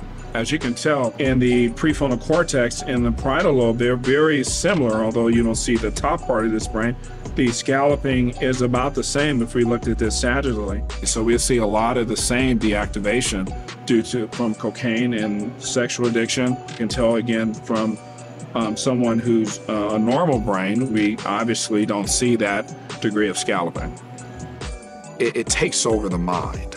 You can filter the phone as much as you want, the computer as much as you want. Guess what? They'll find another computer. Yirat Shamayim is the only thing that can help people stop. Gemara, Masechet Yoma, page 29, says the thoughts of sin are worse than the sin itself. Once you get the junk into your mind, it's already worse than the sin itself. The thoughts come from not watching your eyes. But when it's the intellect, when the sin is in your mind, when it comes from pornography, that sin is literally in your mind at all times. You can think filth all the time. What ends up happening is you train your mind to things that are unrealistic. You start thinking that everything is supposed to be that way. You think that your wife is supposed to look like this. You think that your wife is supposed to do things like this. This is the way your husband is supposed to look like, and all types of disgusting things. I'm not talking about the non-religious world. Hashem Yerachem, what's happening over there? This is what you're having your kids watch if you have a television at home. You have a TV, you have free internet in your house. They're allowed to see whatever they want. They're definitely watching this film. How do I know? I talk to those kids. They start training their mind to unrealistic circumstances. It's like the aroma of meat. The smell of the meat is much more enticing than the meat itself, because the smell of the meat gives you unrealistic expectation. When you smell the meat, it always smells delicious. You want to eat it. You want to have all of it. You want to have the whole cow. Once you have a bite, it's not that good. That's pornography. Those unrealistic expectations expectations end up arriving at the limited reality that we have, which disappoint an endless amount of people and lead to an endless amount of divorces. There are countless men and women that are married to beautiful people that file for divorces weekly. Celebrities, for the most part, are generally beautiful people, yet they all get married and divorced 4, 5, 6, 7 numberless times. He's rich, he's beautiful, what's wrong with him?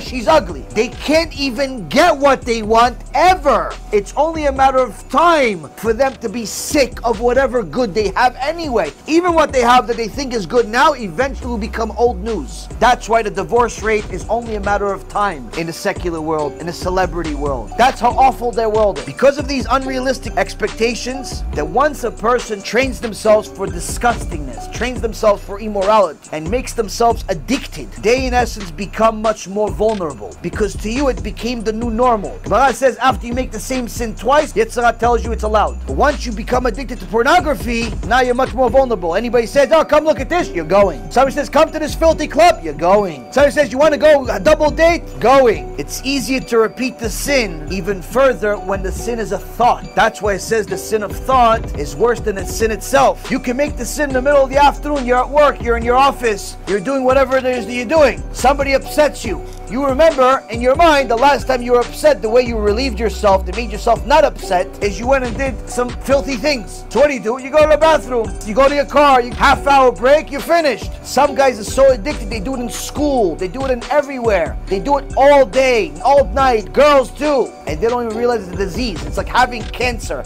and AIDS at the same time and thinking you're perfectly healthy. It's not enough to tell you about Gehenom. It's not enough to tell you about Kafakela. It's not enough to tell you about Yirat Shamayim. You have to tell the person how they're ruining their own life. Your money, every time you make money, it's always being spent on bills and IRS and doctor bills, and you don't have enough money ever, even though you got a raise every year since you started, right? Yeah, how'd you know? That's because all the shefa that Hashem gives you, you're wasting it. You start showing them that all of the curses of the Torah that are mentioned by the Chachamim are actually happening in his life. You start showing people this stuff is not just a punishment in Gehenom that they don't even know what it is yet. You show them in their own life stuff that happens in this world to people. Difficulty finding a shidduch, people are cheating on you, people are lying to you, all types of health issues, all types of weird things with your body. You start seeing things, weird stuff happening when you go to sleep, see all types of beings, everything looks like a face to you, all types of wonderful stuff that you definitely don't want in your life. You go on the internet, you go type in night terrors, you see how many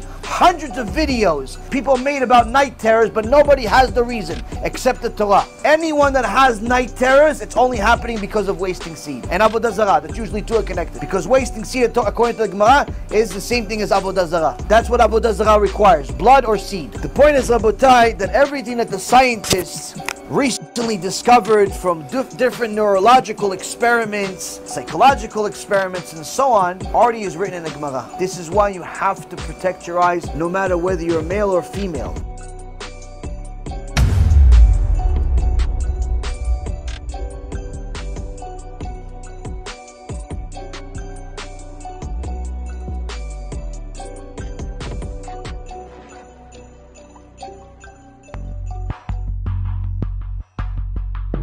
If you are one of these new Jewish podcasters, or you want to be a speaker of some kind, even those that call themselves Torah speakers, this section is for you. Now, why is it called a warning? Because you have at the end of the parashat Emor, it stands out like a sore thumb. And while of course the average person that doesn't delve deeper into the Torah may not necessarily see themselves in this section, but I could assure you it is relevant to every single one of us, especially at our moments of weakness, and even more so to people that speak publicly, or even simply people that speak to a lot of people. It says, the son of the Israelite woman went out, and he was the son of an Egyptian man among the children of Israel. They fought in the camp. The son of the Israelite woman pronounced the name and blasphemed, and they brought him to Moshe. The name of his mother was Shlomit, daughter of Divli, of the tribe of Dan. They placed him under guard to clarify for themselves through Hashem. In verse number 13, Hashem spoke to Moshe, saying, remove the blasphemer to the outside of the camp,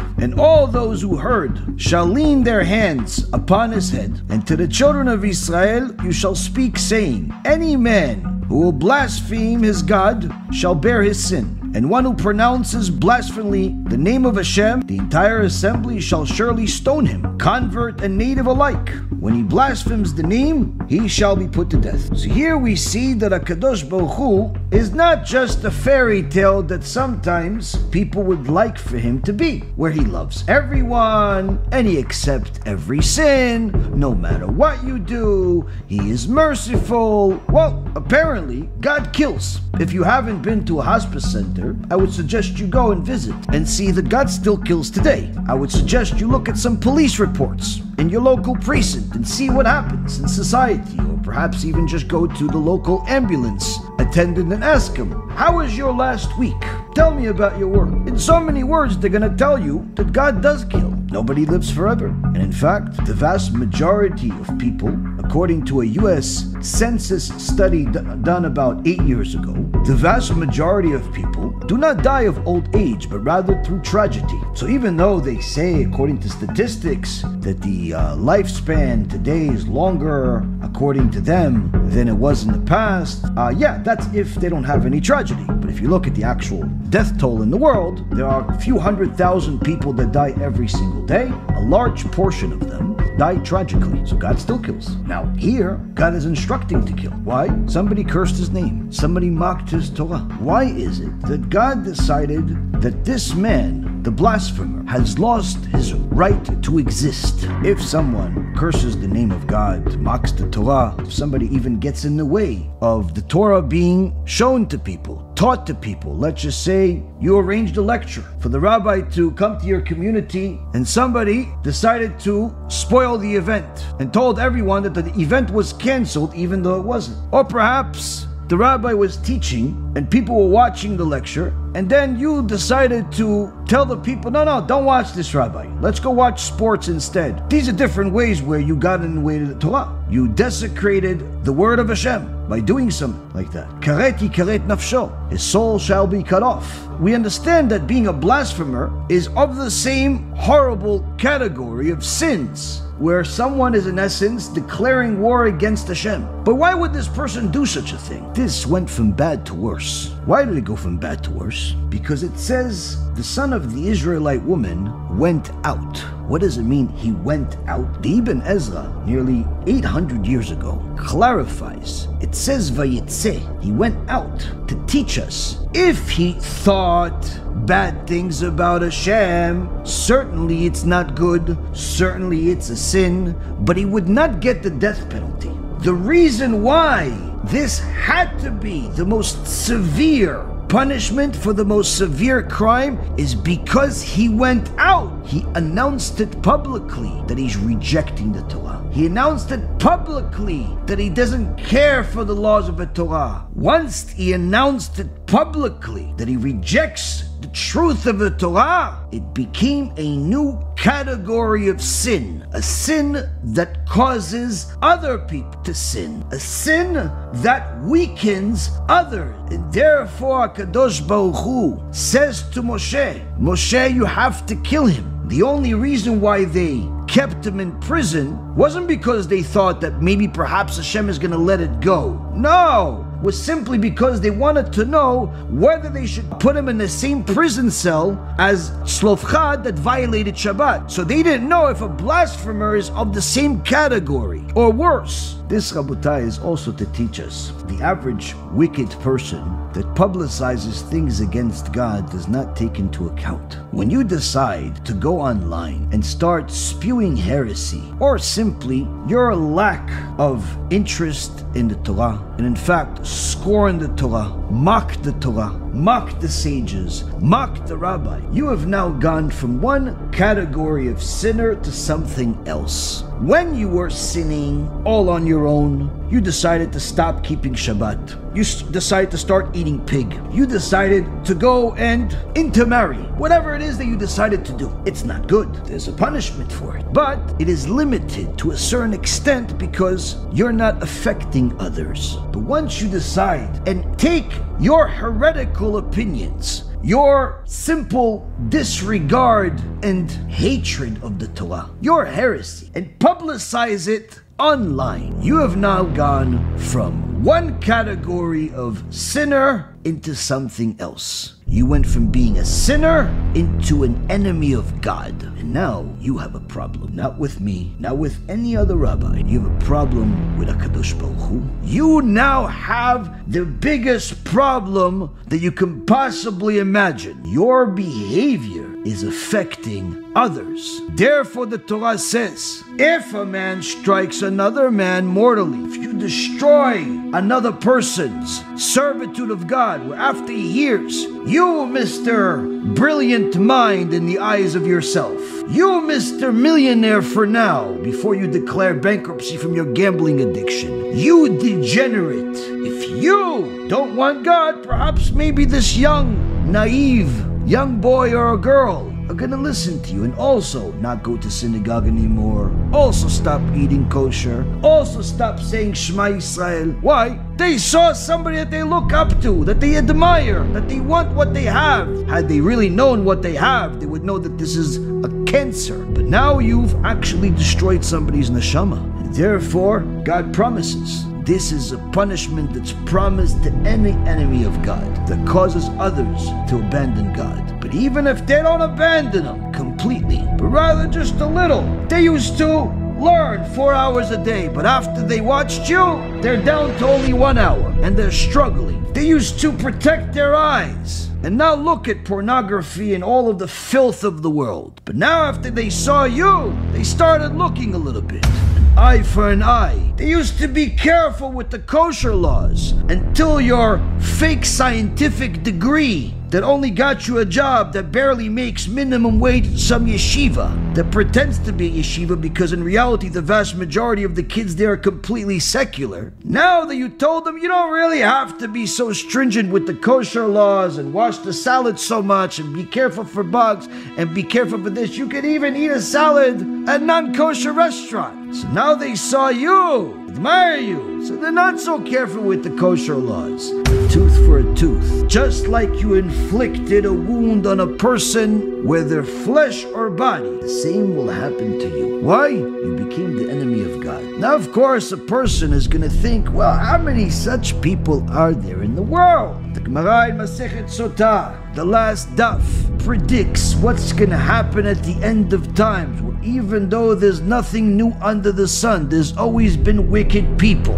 And there will continue to be wicked people until the Mashiach comes and eliminates all of them. Still, the Gemara says that before the Mashiach arrives, all of the most wicked neshamot, all of the most wicked souls that ever existed, that still have a chance to fix something or to simply cause more damage, because that's their role, they're gonna be in that generation. And that's why before every Shabbat, Psalm number 92, Mizmor Shir Leyom HaShabbat, in that very psalm, David HaMelech tells us the status of the world then and now, when the wicked sprout like grass and they flourish, all of the doers of sins and iniquity, ultimately you will destroy all of them forever. Wicked people, they grow like grass. Many people are wicked. How many? The majority choose to be evil. When? Now, before the Mashiach arrives. Today they look like they're a millionaire. Today they look like they're living large.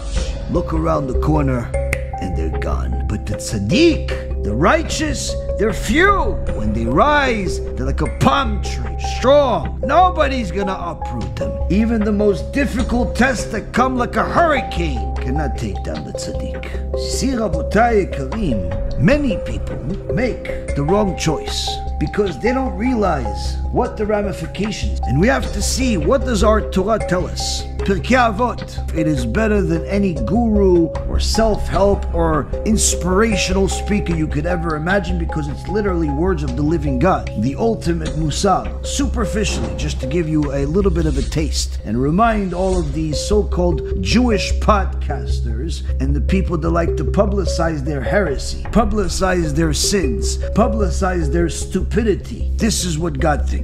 In chapter number 3, consider 3 things. Where did you come from? You came from a putrid seed. Where are you gonna go? You're gonna become dust one day, where worms and maggots are gonna eat you. And before who will you give justification and reckoning for your actions? Before the King of Kings who reigns over all kings, the Holy One, blessed is he. Here, one of the ultimate and most valuable lessons to a person, especially a person that has abandoned the way of God and has forgotten that God didn't just kill 3,000 years ago, he still kills today. Look at all of these celebrities that had what people thought was an admirable career, only to have a shameful life exposed in the eyes of the world. Instead of enjoying the peak of their life, the only thing they enjoy is if they're not discussed in a newspaper that day, because they're certainly going to be discussed the following day, and mocked and shamed and sued. When a person does not realize where they came from, then certainly they're going to think,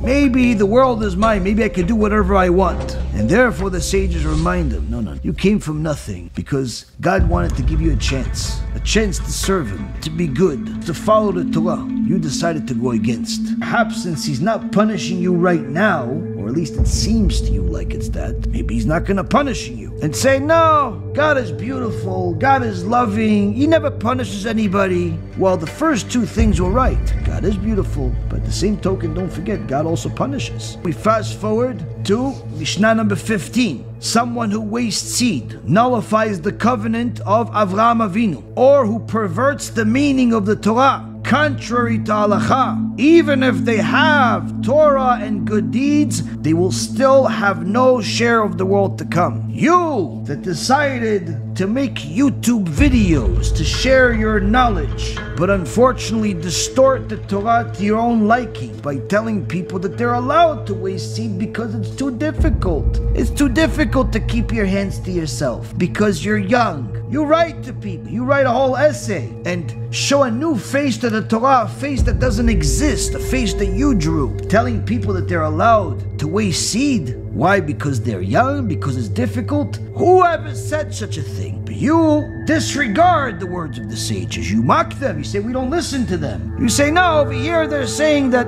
if somebody wastes seed, it's like they brought the flood. They don't really mean that. They're just exaggerating. And you're telling young, innocent, gullible young men that they could just make sins. But here the Mishnah says someone like you that wastes seed because you only permitted because you do it has no share of the world to come. And in fact, in case you say, no, I don't waste seed. Well, you still have no share of the world to come. Why? Because you perverted the meaning of the Torah contrary to halacha. Because you don't know it, you assume it doesn't exist. No, there's no halacha that forbids it. Did you ever read the Shulchan Aruch? Did you ever read Shulchan Aruch? Did you ever read the Rambam? Did you ever read anything other than the foolish notes you gather for your shiurim, if you could even call it that? But this is the same type of attitude that the podcasters like to say, even if they're not trying to teach the Torah, but rather scorn the Torah. Come on, you think that God cares if I have intermarriage? You think God cares if I watch things that are forbidden? You think God this, you think God that? Apparently he does. Because for something that you don't think is a big deal, God says they have no share of the world to come, which means the 7th level of Gehenom, which whoever gets in there does not come out. Gemara, Masechet Rosh Hashanah, page 17a, the Reshit Chochmah, Masechet Gehenom, and over 170 other sources brought in our film about Gehenom. For those people that think that it doesn't exist or it's only a temporary punishment for a maximum of 12 months. And whoever says that the maximum punishment is only 12 months, the Ramban, Nachmanides, says that person is 100% a heretic that turned God into an evil God by giving such distorted definition. Why? To say that maximum punishment is 12 months for all sinners? You're telling me that a person that killed 1 will get the same punishment as a person that killed 100? A person that stole 1 will get the same punishment as a person that stole 1,000? A person that violated once is going to get the same punishment as a person that violated 1,000,000 times? What kind of evil God do you think we have? Fool. To say maximum sentence of 12 months is not only heretical, it's complete stupidity. But nonetheless, the heretics would like to make people believe such a thing. Why? Because they like to distort the Torah. A pacifies them because they know eventually they will get their punishment. And who says so? Mishnah, chapter 4, 5th Mishnah, in the name of Rabbi Yochanan ben Brocha, says, whoever desecrates the name of heaven in secret, they will exact punishment for him in public. Whether unintentional or intentional, both are alike regarding Chilul Hashem. Here, one of the extraordinary sages tells you how it is, without sugarcoating. You desecrate the name of Hashem by minimizing his laws, minimizing his sages, minimizing his Torah, minimizing his greatness. You desecrated the name of heaven, you desecrated the name of God, even if you did it in secret. Not on a podcast, just between you and a few friends. Guess what? Ultimately, when a Kadosh Baruch Hu will punish you, he will make a public spectacle. Every one of these enemies of God will ultimately become a public spectacle. No less than the horror stories we've seen in the media over the last several years of major celebrities that everyone admired, like Cosby and Michael Jackson and other mitoavim, that everyone thought they were good until they realized that they are pedophiles, despicable creatures. But just like their sins were in private, silent, they silenced whoever saw. They could never silence God. When the punishment started, the beginning was publicizing their sins, publicizing their names, just like it's happening right now to some other people in the celebrity world. But all of these enemies of God, celebrity or not, when you desecrate the name of Hashem, there's simply nothing worse than that. That's what we saw from the blasphemer. The difference between the blasphemer thinking bad things versus saying bad things, everyone can understand. But when you say things in private versus say things in public, most people don't really understand the difference. But there is a big difference. When you said things in private between you and one other person, it's a world of difference versus you said it on a public platform for millions of people to watch. And to your misfortune, tens of thousands of people watch your heresy, watch your despicable words. And therefore, HaKadosh Baruch Hu says, eventually when the punishment will come, it will be a public punishment. What if a person says, no, but I didn't mean it? And therefore, Rabbi Yochanan says, unintentional or intentional, both are alike when it comes to the desecration of God's name. Whether you meant it or you didn't mean it, it's the same thing.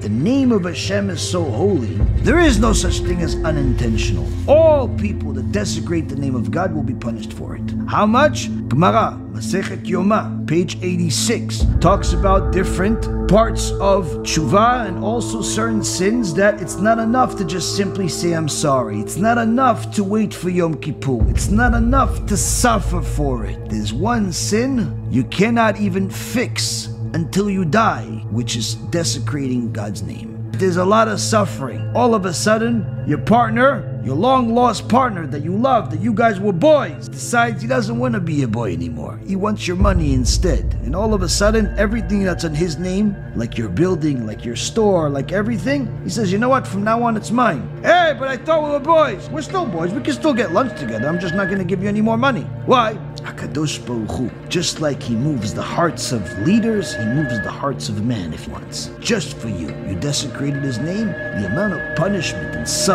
you're going to get is literally going to be endless, and that's just the beginning. By the way, when you find out that your wife is cheating on you, when you find out that your kids are addicted to drugs, when you find out all of these horrible things, don't be surprised. Why? That's just the beginning. It's all down payments. What? For what you did and what you're doing. But the worst part of it all is that you're denying it. You're justifying it, and you're forgetting that the ultimate judge, HaKadosh Baruch Hu, he's judging you. And his judgment is not superficial judgment. He's not judging you based on your clothes. He doesn't care about whether you like to learn Gemara or you like to learn Chumash. He just wants to make sure that you learn Torah. He doesn't care about which is your favorite mitzvah. He just wants to make sure that you keep all of them, whether you like them or you dislike them, understand them or don't understand. He doesn't care who your favorite rabbi is, as long as it's a legitimate rabbi and you listen to everything he says. He doesn't care if you lend money, but he does care if you actually charge interest. There's a whole lot of things that you can do, but there's a kosher way to do it. You choose to do things not kosher. You choose to redefine God's laws, and that's your problem. When you start mocking rabbis, real rabbis, Talmidei Chachamim, you're not just mocking the rabbi, you're mocking God, because God tells us, they are my representatives. When you mock them, when you categorize them in so many words, turn them into monsters in the eyes of whoever is listening to you, then what you're doing is you're mocking God and his entire system of Torah. And this is one of the mistakes that people have when they have these podcasts and they talk about all of the things they don't like about the Torah. And that's why Rabbi Yonai says in the Mishnah in Masechet Avot in chapter 4, Mishnah number 19, it's not in our power to explain either the tranquility of the wicked or the suffering of the righteous. You see, many people are going to look at you and they see, wow, look, this guy's wicked. He goes against the Torah. He goes against the Torah and God's not punishing it. Or you see a righteous person struggling to make ends meet. The sages teach us, don't try to explain it with your own rationale because you only know a small part of the picture. But you could be assured that just like God promised to punish the wicked, he will punish you. Just like he rewarded the righteous, he will reward the righteous. And if a person says, yeah, but I heard from Menace the Menace that I didn't ask to be born. Therefore, the Mishnah at the end of chapter 4 says the follows. For against your will you were created, and against your will you were born. Against your will you will live, and against your will you will die. And against your will you are destined to give an account before the King who rules over kings, the Holy One, blessed is he. You didn't ask to be born? Who cares? God decided you're gonna be here. Now you have to serve him. Why? Because you want to stay alive and you benefit from living. What does God really care about? We see that he cares about the blasphemer. So you say, listen, okay, I don't mean to blaspheme God. I'm not gonna curse. I'm not gonna this. I'm not gonna that. But come on, these other laws, maybe they're extreme. Really, God cares about my tattoo? Really, God cares about shatnez? Really, God cares about Brit? Well, apparently he does. And even though Rabbi Nachman in Breslov already wrote in Sichot Aran that when the time comes for the Mashiach to come, people will cry out about Emunah, but the reality is that it will be a very difficult time for people because most people will not know what Emunah really is. They'll think that Emunah is simply believing that a God is going to help you regardless of whether you follow him or not. And at that time, says Rabbi Nachman of Breslov, many people who call themselves religious leaders will preach lies. And he says righteous people that gather together and thirsting for the word of God will barely exist. There'll be some truly religious individuals, but they will be very few and far in between. You see, Rabotai, many people get confused because they have the wrong teachers. Many people get confused because they make themselves into a teacher. And they rationalize things that maybe this is not a big deal, and maybe this is not a big deal. This you could look at in the Gemara. This you could look at in the Midrash. This you could look at in the Zohar. This you could look at across the spectrum of the Torah. The many things that people think are not a big deal, and why does God care about this, care about that? You're forgetting he's the King of Kings, and he does not owe you an explanation, but you owe him one. So for all of those fools choose to change the Torah or reject the Torah and publicize their stupidity to the world, know this: you are currently enemies of God. And if you stay that way, the end of your Yakim will look pretty in comparison to your end, unless you do tshuva. And I know that many of you don't like to hear this, and perhaps even shut the lecture off in the middle before you came back to it because you really want to see what happens in the end. I highly recommend you do tshuva for the small stuff and the big stuff, because HaKadosh Baruch Hu, as we say every Wednesday, God is the God of vengeance. The God of vengeance has arrived. And yes, this is the scary. That's the intention, because it's the only thing that's going to get you to stop the foolishness that you've been publicizing for some time now. And since nobody else is going to do it, figured I'd take the liberty and help you out. Only because I love you. Since you're a Jew, so long as you're in this world, I have a responsibility to help you. But as long as you be the way you are, as much as I love you, you're still my enemy. Once you change, you do tshuva, I love you no different than I love my own biological kids.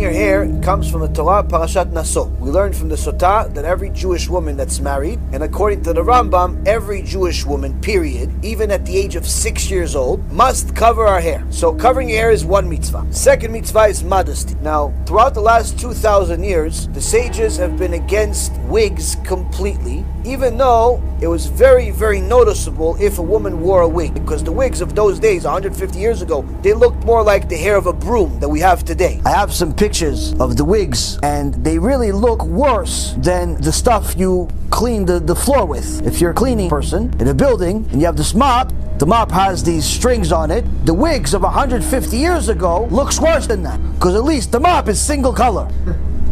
But the wigs of 150 years ago look worse than that. Still, there was a big debate of whether even those wigs were allowed. Because of the machloket that started about 400 years ago, one of the Chachamim said that the Gemara in Masechet Shabbat that talks about wigs was saying that woman that doesn't have missing patches in her head, some type of illness or whatever happened, she could fill up the space by putting hair there. But the Gemara also says she would put a hat on top of it. But this Chacham 400 years ago said, yeah, but if it says that, maybe you're also referring that she could just wear the wig without the hat. And that's been a machloket for the last 400 years. Needless to say, 150 years ago, even though the wig looked worse than a mop, still there was a debate whether it's even allowed. So the Sdei Chemed says the following. He writes a question. Why does a plague come to the world?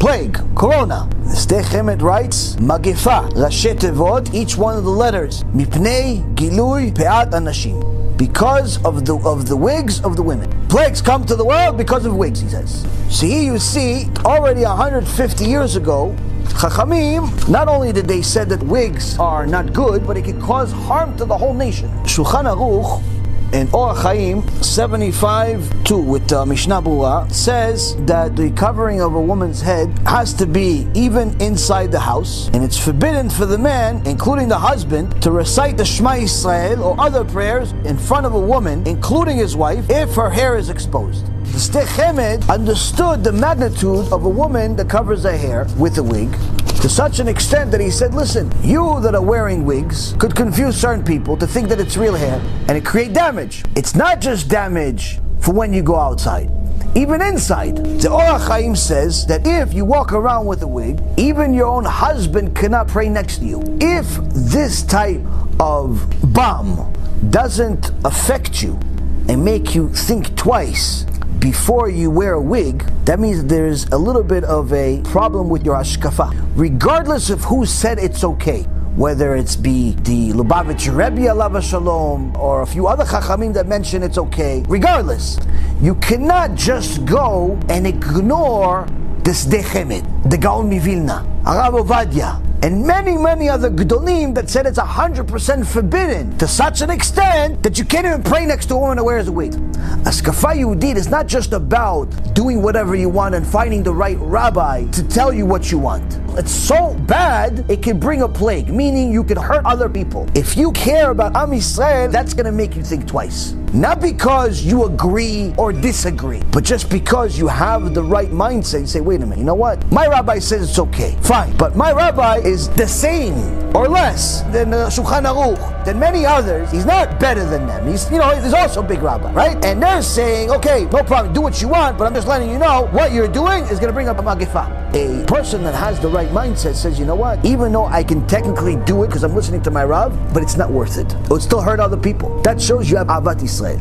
Now, if I was a woman that wants to get higher, I'm simply going to say, I got to reconsider whether I'm going to continue wearing a wig or not. But that's not enough. There is another issue that came to our attention over the last 4 or 5 years that we brought to light again because it was ignored 14 years ago when Rav Elyashiv brought it to everyone's attention. יש היום הרבה שמקפידים, עשו עסק שלם מהנושא שנקרא פאה. אז מי יש לו כל כך? הרבה יש כאלה היום. הצרה של הפאות, איך אפשר לתקן את זה? תקרה מושרש, עם גדיבים וגיבים, מורפים, עסקה, עם הפאות הזה, כמעט פריצה שינקום ואיו, והנה איך אתם יכולים להכיר את זה. שהתחיל מהגדולים, לא עכשיו למדנו, ראש ישיבות, קוראים צדיקים, כולם נחשבים בזה. אני רוצה להגיד לרב, מה אתם יכולים לעשות? אני רוצה להגיד לרב דבר, כשבשעתו הרב אמר שיש בעיה שלה מלזור על הפאות, אף אחד לא האמין, לא הייתה כמעט אישה אחת שהלכה עם פאה. שתצליחו. Since wigs have become a multi-billion-dollar industry, that means that all of the criminals that care less about Torah are going to want to put their hands into this business. We're talking about a woman that even if she doesn't own a house, she'll spend $4,000 on a wig. Women tell me, oh, here's okay, I'm going to put mitpachar on. What should I do with my wigs? I said, burn them. What do you mean burn them? It's $15,000. Got 3-4 wigs, got $15,000 worth of wigs. I said, how many houses do you own? She goes, I don't even own a house, I rent. How do you allow yourself to spend $15,000 on wigs? What do you mean? I wore it every day. Simply no yetzara tov when it comes to wigs, just yetzara. So now, why do people burn it? You see some of my videos on my channel with women, tzadikot, burning their wigs. Why? Because we discovered that since it's become such a big business, the only place in the world that could supply the market, the multi-billion-dollar market, with an unlimited supply of wigs is India. Even though there is some hair that comes from different countries randomly, it's not even 1% of the market. 99% of the hair that's actually in wigs today comes from India. Tirupati Tirumala Temple in southern India, the most visited place in the world. 40 to 50 million pilgrims visit every year. It is also one of the largest collectors of human hair in the world, 500 tons a year. Most of the virgin hair weaves and wigs worn in Africa and the world originate here. It is considered a virtue for Indian women to have long hair, a sign of great beauty. So why are they giving it up? Sacrificing hair to the gods is thought to bring good luck. This market is gigantic, beyond comprehension. We're talking about billions and billions of dollars of turnover yearly in this extension field. The demand is always there, and it's always growing. Are you comfortable that the women themselves aren't being exploited because they do have something of value? Should they be compensated for the fact that they're giving something that ends up... They wouldn't want money. They wouldn't want money categorically. Do you know that? The women who give their hair up at the temple as a form of sacrifice, if it were a money question, actually give that hair to the people going around the villages. Each year his company turns over $150 million, but his market share is only about 4% of the global trade. The house the hair built, yes. I guess you can say the house the hair built. Yeah. Why do you put on Indian human hair? Can I ask? You know how we get that hair? When nothing goes right in the life of a Hindu person, they go through a ceremony called Tansho, where the priest in the temple incantates all the bad luck they are facing onto the hair, because for them to cut hair is such a taboo, so that it indicates a new phase of metamorphosis. They shave their hair clean. They used to burn that hair because they understood that burning all the bad luck, until they realized the stupid African woman wants to put it on their head. So you buy your own bad luck and you put it on your head. Why India? Because India has over 80,000 cults and religions. One of the common things that they have over there is they have temples, where the people travel to those temples from all over the country and all over the world, actually. 30 million people travel to these temples every single year from all around the world to donate their hair to the idol, because that's their mitzvah. That's their idolatry. That's their sacrifice to the idol. They donate their hair because their idol spent a lot of money on a wedding and he took a loan from the gods. And the only way you can return it is if you donate your hair to him and he can sell it. Or another one has a different idol that he had a rock fall on his head and gave him a bald spot. So since then, people donate their hair to this fake god. That's their religion. Every woman that wears a wig from real hair, there's a 99.9% chance that your hair was a sacrifice to an idol. Which means the Torah says you're not allowed to sell it, you're not allowed to wear it, you're not even allowed to enjoy it in any way. The only mitzvah you have with something that came from idolatry is to destroy it. Which means that there are many Bnot Israel that overall righteous. Keep Shabbat, Tarat Mishpacha, modesty, good women, everything. Even the wig is short, but the wig is real hair. She has idol worship on her head. And she doesn't understand why she has so many tzarot in her life, the kids, the husband, and this and that. She doesn't realize she's bringing it on herself. Now, unfortunately, you're going to have the vast majority of rabbis say exactly the opposite of what I just said. What's the difference? I did the research, they did it. We have a paper of over 200 pages verifying every single thing I said. We have people that live in India right now, Hindus, tell you everything that I just said is an understatement. I'm complimenting it. It's much worse than what I say. Sometimes, unfortunately, the Yetzer Hara is very strong. On the other hand, if you put a wig on, you are covering your head though. You are fulfilling a mitzvah. But what's the price of this mitzvah? Benefiting from idol worship. If it's real hair, wig. So if anyone wants a leniency because they're like addicted to wigs, I will never tell you it's allowed. But if there was a choice between a wig from real hair and a synthetic wig, the synthetic wig is of lesser evil. Synthetic wigs, it also has idolatry in it, but nonetheless, sometimes it doesn't. Point being, it would still not be allowed, but nonetheless, it's much less worse, if you will, than the real hair wigs. The real hair wigs, it's virtually impossible to get a real hair wig that is kosher, even if it has a kosher stamp on it. What's one of the best signs that any smart Jew could know for sure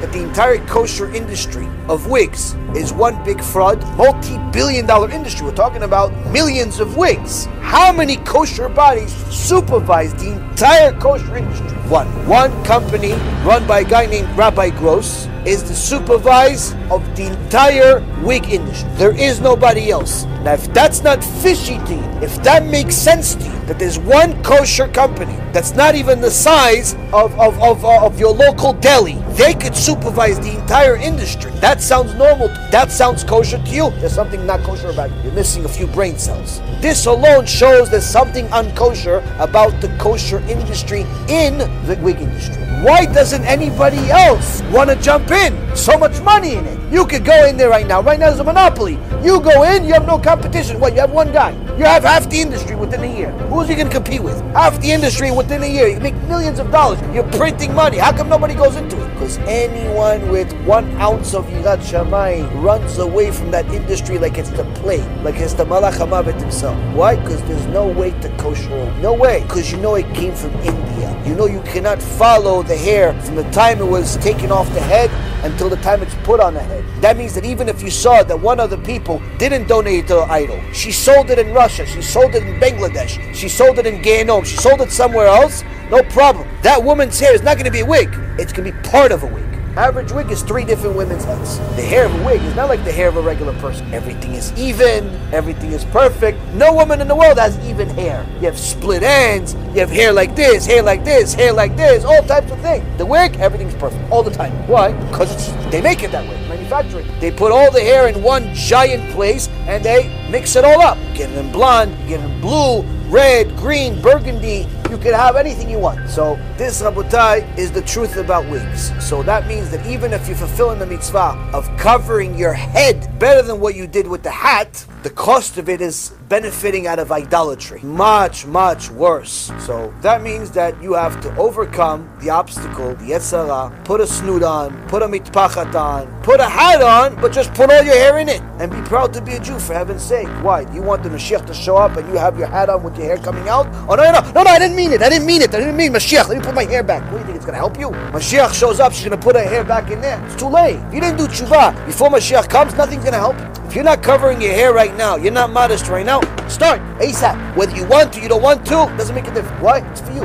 Only one that benefits out of it is you. Don't make a Kadosh Baruch Hu wait for you to do tshuva for 3,000 years. And he cannot save you. Why? Because you don't want to put a mitpachat. Because you don't want to watch your eyes. Because you don't want to keep Shabbat. He's waiting for you for 3,000 years. For heaven's sake, have some mercy on him. More parnasah, more miracles, more refuah shlema, more kids, more wife, more good times. Don't make him wait for 3,000 years and you still didn't do tshuva. Still want to eat the burger. He's waiting for you. Do it already. What joy are you going to get out of it? You're going to be miserable anyway. Without Hashem, you cannot be happy. It's impossible to be happy without a Kadosh Baruch Hu.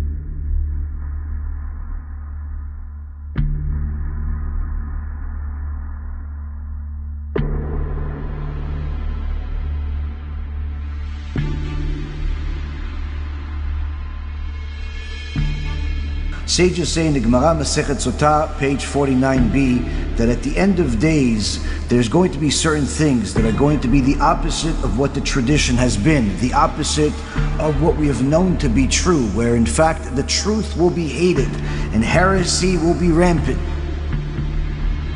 Rabbi Yaraon Reuven, when you're wrong. Say all kinds of stupid things, as this Yaraon Reuven has been doing. I would say rabbis, but it's kind of hard to say rabbis. I would say gentlemen, but they're certainly not gentlemen. Rabbi Yaraon, speak in such a way. And my question to you, is this the people you really want to follow? So Rabbi Reuven, we're here ready for the dialogue whenever you're ready.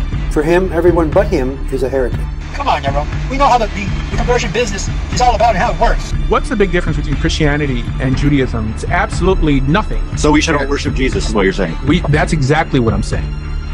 And that's actually, unfortunately, one of the things that we are seeing. Many people pretending to be leaders, pretending to be rabbis, are misleading the public with many different things. For a Jew, shituf is idolatry. If a Jew were to convert to Christianity, that Jew would be practicing idolatry. I want to thank Rabbi Goldberg and the synagogue for your incredible hospitality in co-hosting tonight's event. The Rambam's analysis is Christianity is full-fledged idolatry, fraternization, transactions, business, distancing ourselves.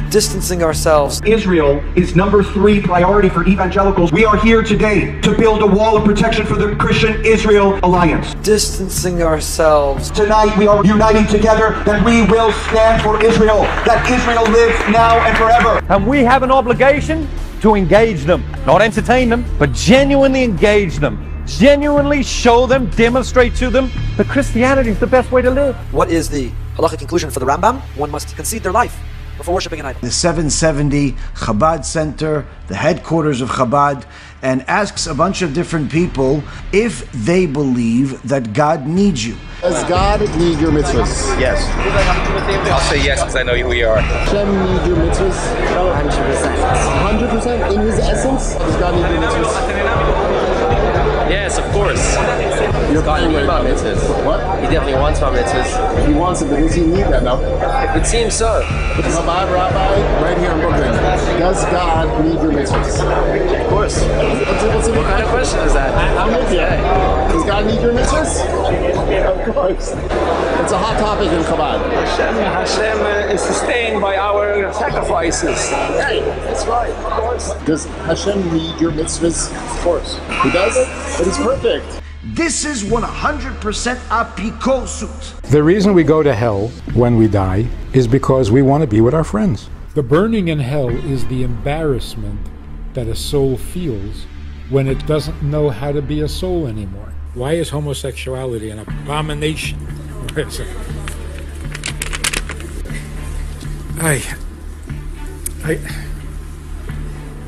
It's not. It's not. There's no eternal damnation. Hell is a process. So Hitler, for example, is not in hell. If he was there, everybody else would leave. So even going to hell is a blessing. It means there's hope. Apikosut, this is heresy. You will never find a source in the Torah that says such a statement. So to have so many people say such a thing, of course this can create even more confusion. But of course we always have our beautiful Torah to delve into because everything is in it. Here, the Torah itself comes and says to you, this is the decree of the Torah, meaning all of the mitzvot are not needed by God. All of the mitzvot are things you will never understand while you are alive, because that's how God created you. The long-standing battle against the heretics that unfortunately are infecting more and more people that are connected to their teachers, that are trying to reinterpret the Torah, that are trying to reinvent the Torah without having any sources, without having any foundation whatsoever, by simply word playing, by simply saying, listen, it makes sense that since he told us to do it, he must need it. Why? Because I won't do anything unless I need to do it. And in so many words, they're minimizing God and humanizing him, where they're trying to say we're in the same field. I only do things because I need to do them. I only tell somebody to do something because I need them to do it. Therefore, God must be the same as me. He only says to us to do the mitzvot because he needs it. Why would he create the world if he doesn't need the world?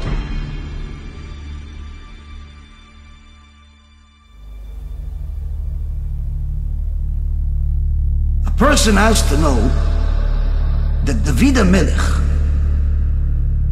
cried about lies literally more than anything else.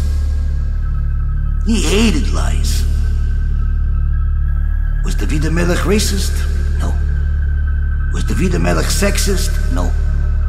Was it David HaMelech one of these rainbow people that give themselves an acronym that you can't even see or else they shut you down? No. David HaMelech was a man of truth, man of holiness. 22 times in Tehillim, David HaMelech cries about lies. The word sheker appears in Tehillim 22 times. David HaMelech was literally sick of lies, sick of them, because lies are like a poison if you want connection to God. If you're chasing ratings, you're a liar. If you're chasing popularity, you're a liar. If you're chasing anything but the truth, you're a liar. The best you can do, go into a cave like Rabbi Shimon Bar Yochai, work on yourself, and when you're able to only speak the truth, come out. Because otherwise, whatever you teach, whatever you do, will die with you. If you want it, what you do, your work, your influence, your teachings, your wisdom, your life, to survive the test of time, it must be true. Because if it's a lie, it will die.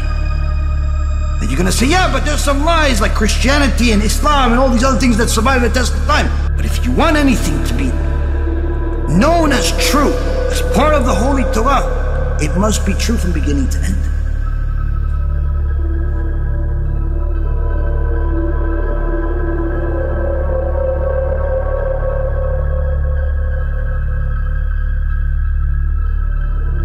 Ecclesiastes chapter 6 verse 7 says, all man's toil is for his mouth, yet the soul is never satisfied. The beginning of this verse may be interpreted to mean all that a man's accumulated over his lifetime in terms of mitzvot and good deeds is insufficient remuneration for the breath that leaves the man's mouth. In so many words, the sages say clearly, all of the Shabbat that you keep, all of the tefillin that you put on, all of the mikveh that you go to, all of the Torah that you learn, all of the kosher food that you eat, all of the tzedakah that you give, all of what you do is not enough to even pay for a single breath that you breathe, that HaKadosh Baruch Hu gave you. This is not to say that your mitzvahs are worthless. Certainly they're worth something. For you to get a reward in heaven, for you to have a good life, for you to earn your right to exist in this world. But it's certainly not enough to justify a single breath that He gave you before you did any of it, and a single breath that you did even after you did all of it. Because all of it is for your benefit, not for Him. Even the soul's extraction does not fill the hole. First we learn that the soul is never satisfied. Why? Because all the toil that a person does in this world, all the mitzvot, all the chesed, everything, the soul says, listen, it's still not enough to justify my existence. Do more, do more. Why? I don't know when God's going to take it back. I'm still in debt. The rest of the verse, Shlomo HaMelech says, how is the extraction of the soul from the body at death? Rabbi Brachya and Rabbi Kartifa say in the name of Rabbi Yochanan, like ropes that exit a round hole. Shmuel says, like a thorn, moist and reversed, that exits from a round hole. In so many words, the chibut kever, when the soul leaves the body, it's painful. So to sum it all up, we understand all the mitzvot that we do are for us. Everything we do is for us. God doesn't benefit a single thing from us. In fact, if we don't do good, our end begins with pain. When God runs the world, you don't have to worry about anybody giving you anything. You have to worry about you giving to people the truth that they deserve. Truth that's free from the Torah. Bezrat Hashem, you too will live the truth, say the truth, share the truth, and run away from lies.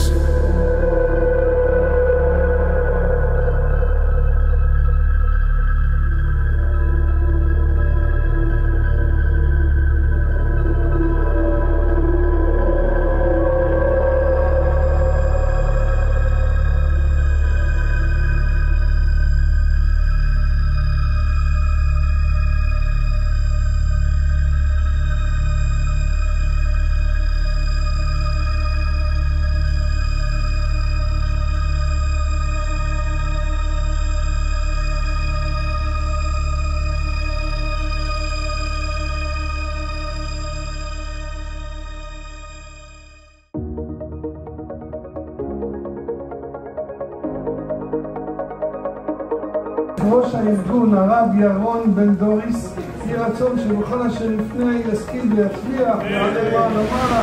אני מברך את הרבנים, הרב ירון ראובן, אשר יגורו בעזרת השם, ברכה והצלחה. שמחתי מאוד לשמוע על הארגון בעזרת השם, שמארגן תורה כדי לזכות את עם ישראל. בעזרת השם זה מיזם עצום, מיזם גדול, חשוב מאוד שכל בני תורה ייקחו את המיזם הזה וישתמשו בו. אני רוצה לברך את הארגון הקדוש הזה בעזרת השם, שיהיה השם בעזרם ויסבטל מעל כל עמו ישראל כל גזרות קשות ורעות. תבוא הישועה והגאולה בעגלה ובזמן קריב בעזרת השם, על ידי הארגון בעזרת השם. כן, כפי שאני מכיר את הרב ירון ראובן, השם ישמרו ויחייהו. אני מבקש להודות לרב ירון ראובן. אני רוצה לבוא בברכה ובהמלצה חמה למפעל הקדוש והגדול הנקרא בעזרת השם. אני מברך את הרב ירון ראובן. רציתי לברך את כל התומכים בארגון בעזרת השם ברשות הרב ירון ראובן. אני רוצה להביע את הוקרתי, הערכתי לארגון בעזרת השם ולרב ירון ראובן. אני רוצה לקראת ראש השנה החדשה לברך את ידידנו רב ירון ראובן. רציתי לברך את הארגון סעדת דשמיא של הרב אפרים, של הרב ירון, שממש הם מקדשים של שמיים ברבים, מפיצים את התורה בכל מקום שבעולם. A very dear speaker, Rabbi Yaron Reuven, giving us some words of encouragement. He is, Baruch Hashem, on the way up. ארגון חשוב מאוד, שנקרא בעזרת השם, ברשות הרב ירון ראובן, שליטה, שם ישמרו ויחייהו. אדם יקר ונכבד, הרב ירון ראובן, שהשם ישמור אותו. הרב ירון ראובן, אתה מאפשר להם, אתה מאמין בעמלי תורה. אתם עמלי התורה, תמשיכו, תהיו אור גדול. Anything that would describe Rabbi Yaron Reuven is that he's been there and done that. And that makes him an incredibly compelling speaker.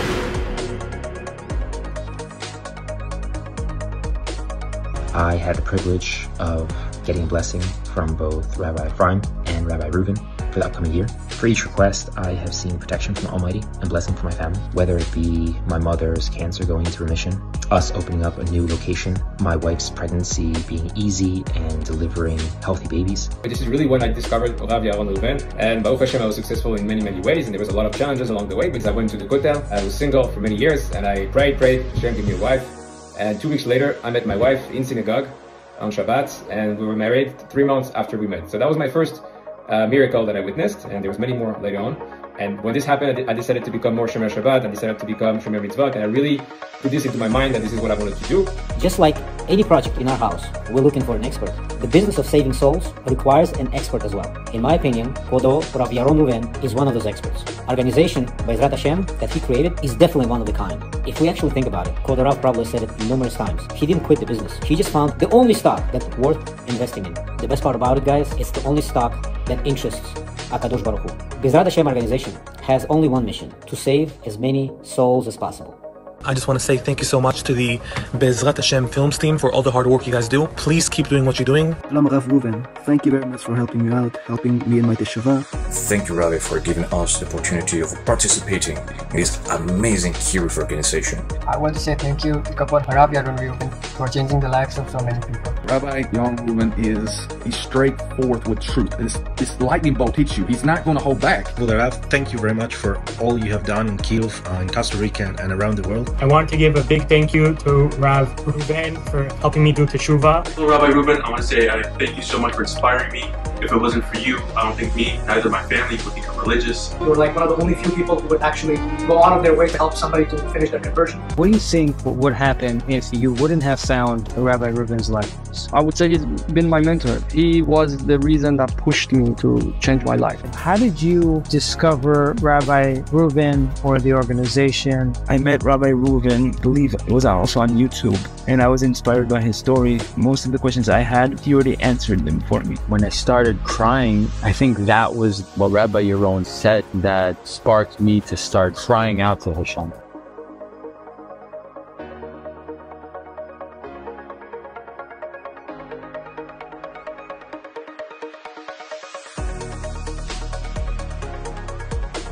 I learned a lot from Rabbi Yaron. He really inspired me. He really taught me a lot from his videos, watching his videos. I'm glad I met both of you brothers. I thank you very much for the free stuff. The outreach has touched my neshama. More Jews should stop at this site and give tzedakah. Well, mine. You guys, the sisters, and the books you give out, I really appreciate it. I'd like to thank the Hashem organization for all the stuff and for everything we do. It's a beautiful way, unprecedented way, just purely to spread Hashem's Kavod, Hashem's name, Hashem's Torah. Shema Yisrael. That's good. You guys are doing very good work here, bringing forth Am Yisrael, the Jewish people. You've empowered them and you strengthened them. Thank you, Bezrat Hashem. I want to express my sincere gratitude to the Bezrat Hashem organization. Put the filling on me, with 3 books,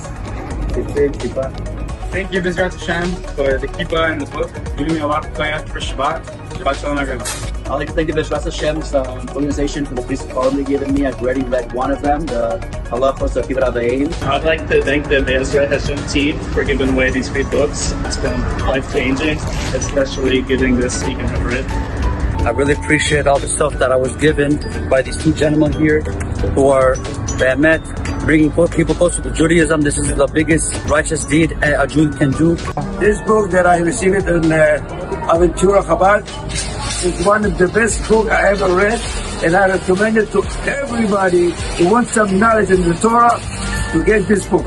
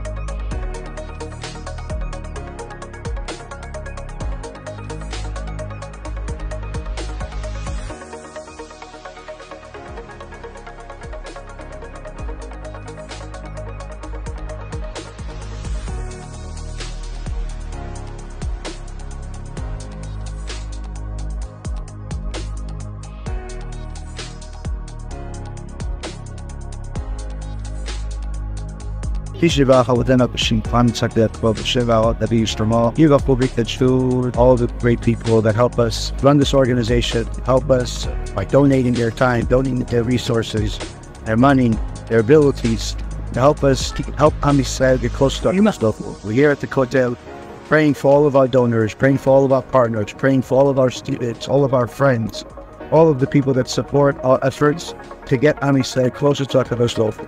We appreciate all your help, and we simply want to make sure that you understand, you know that, praying for you, and we're looking to do a lot more together, Bezrat Hashem. Thank you very much for everything. Baruch Adonai Le'olam, Amen.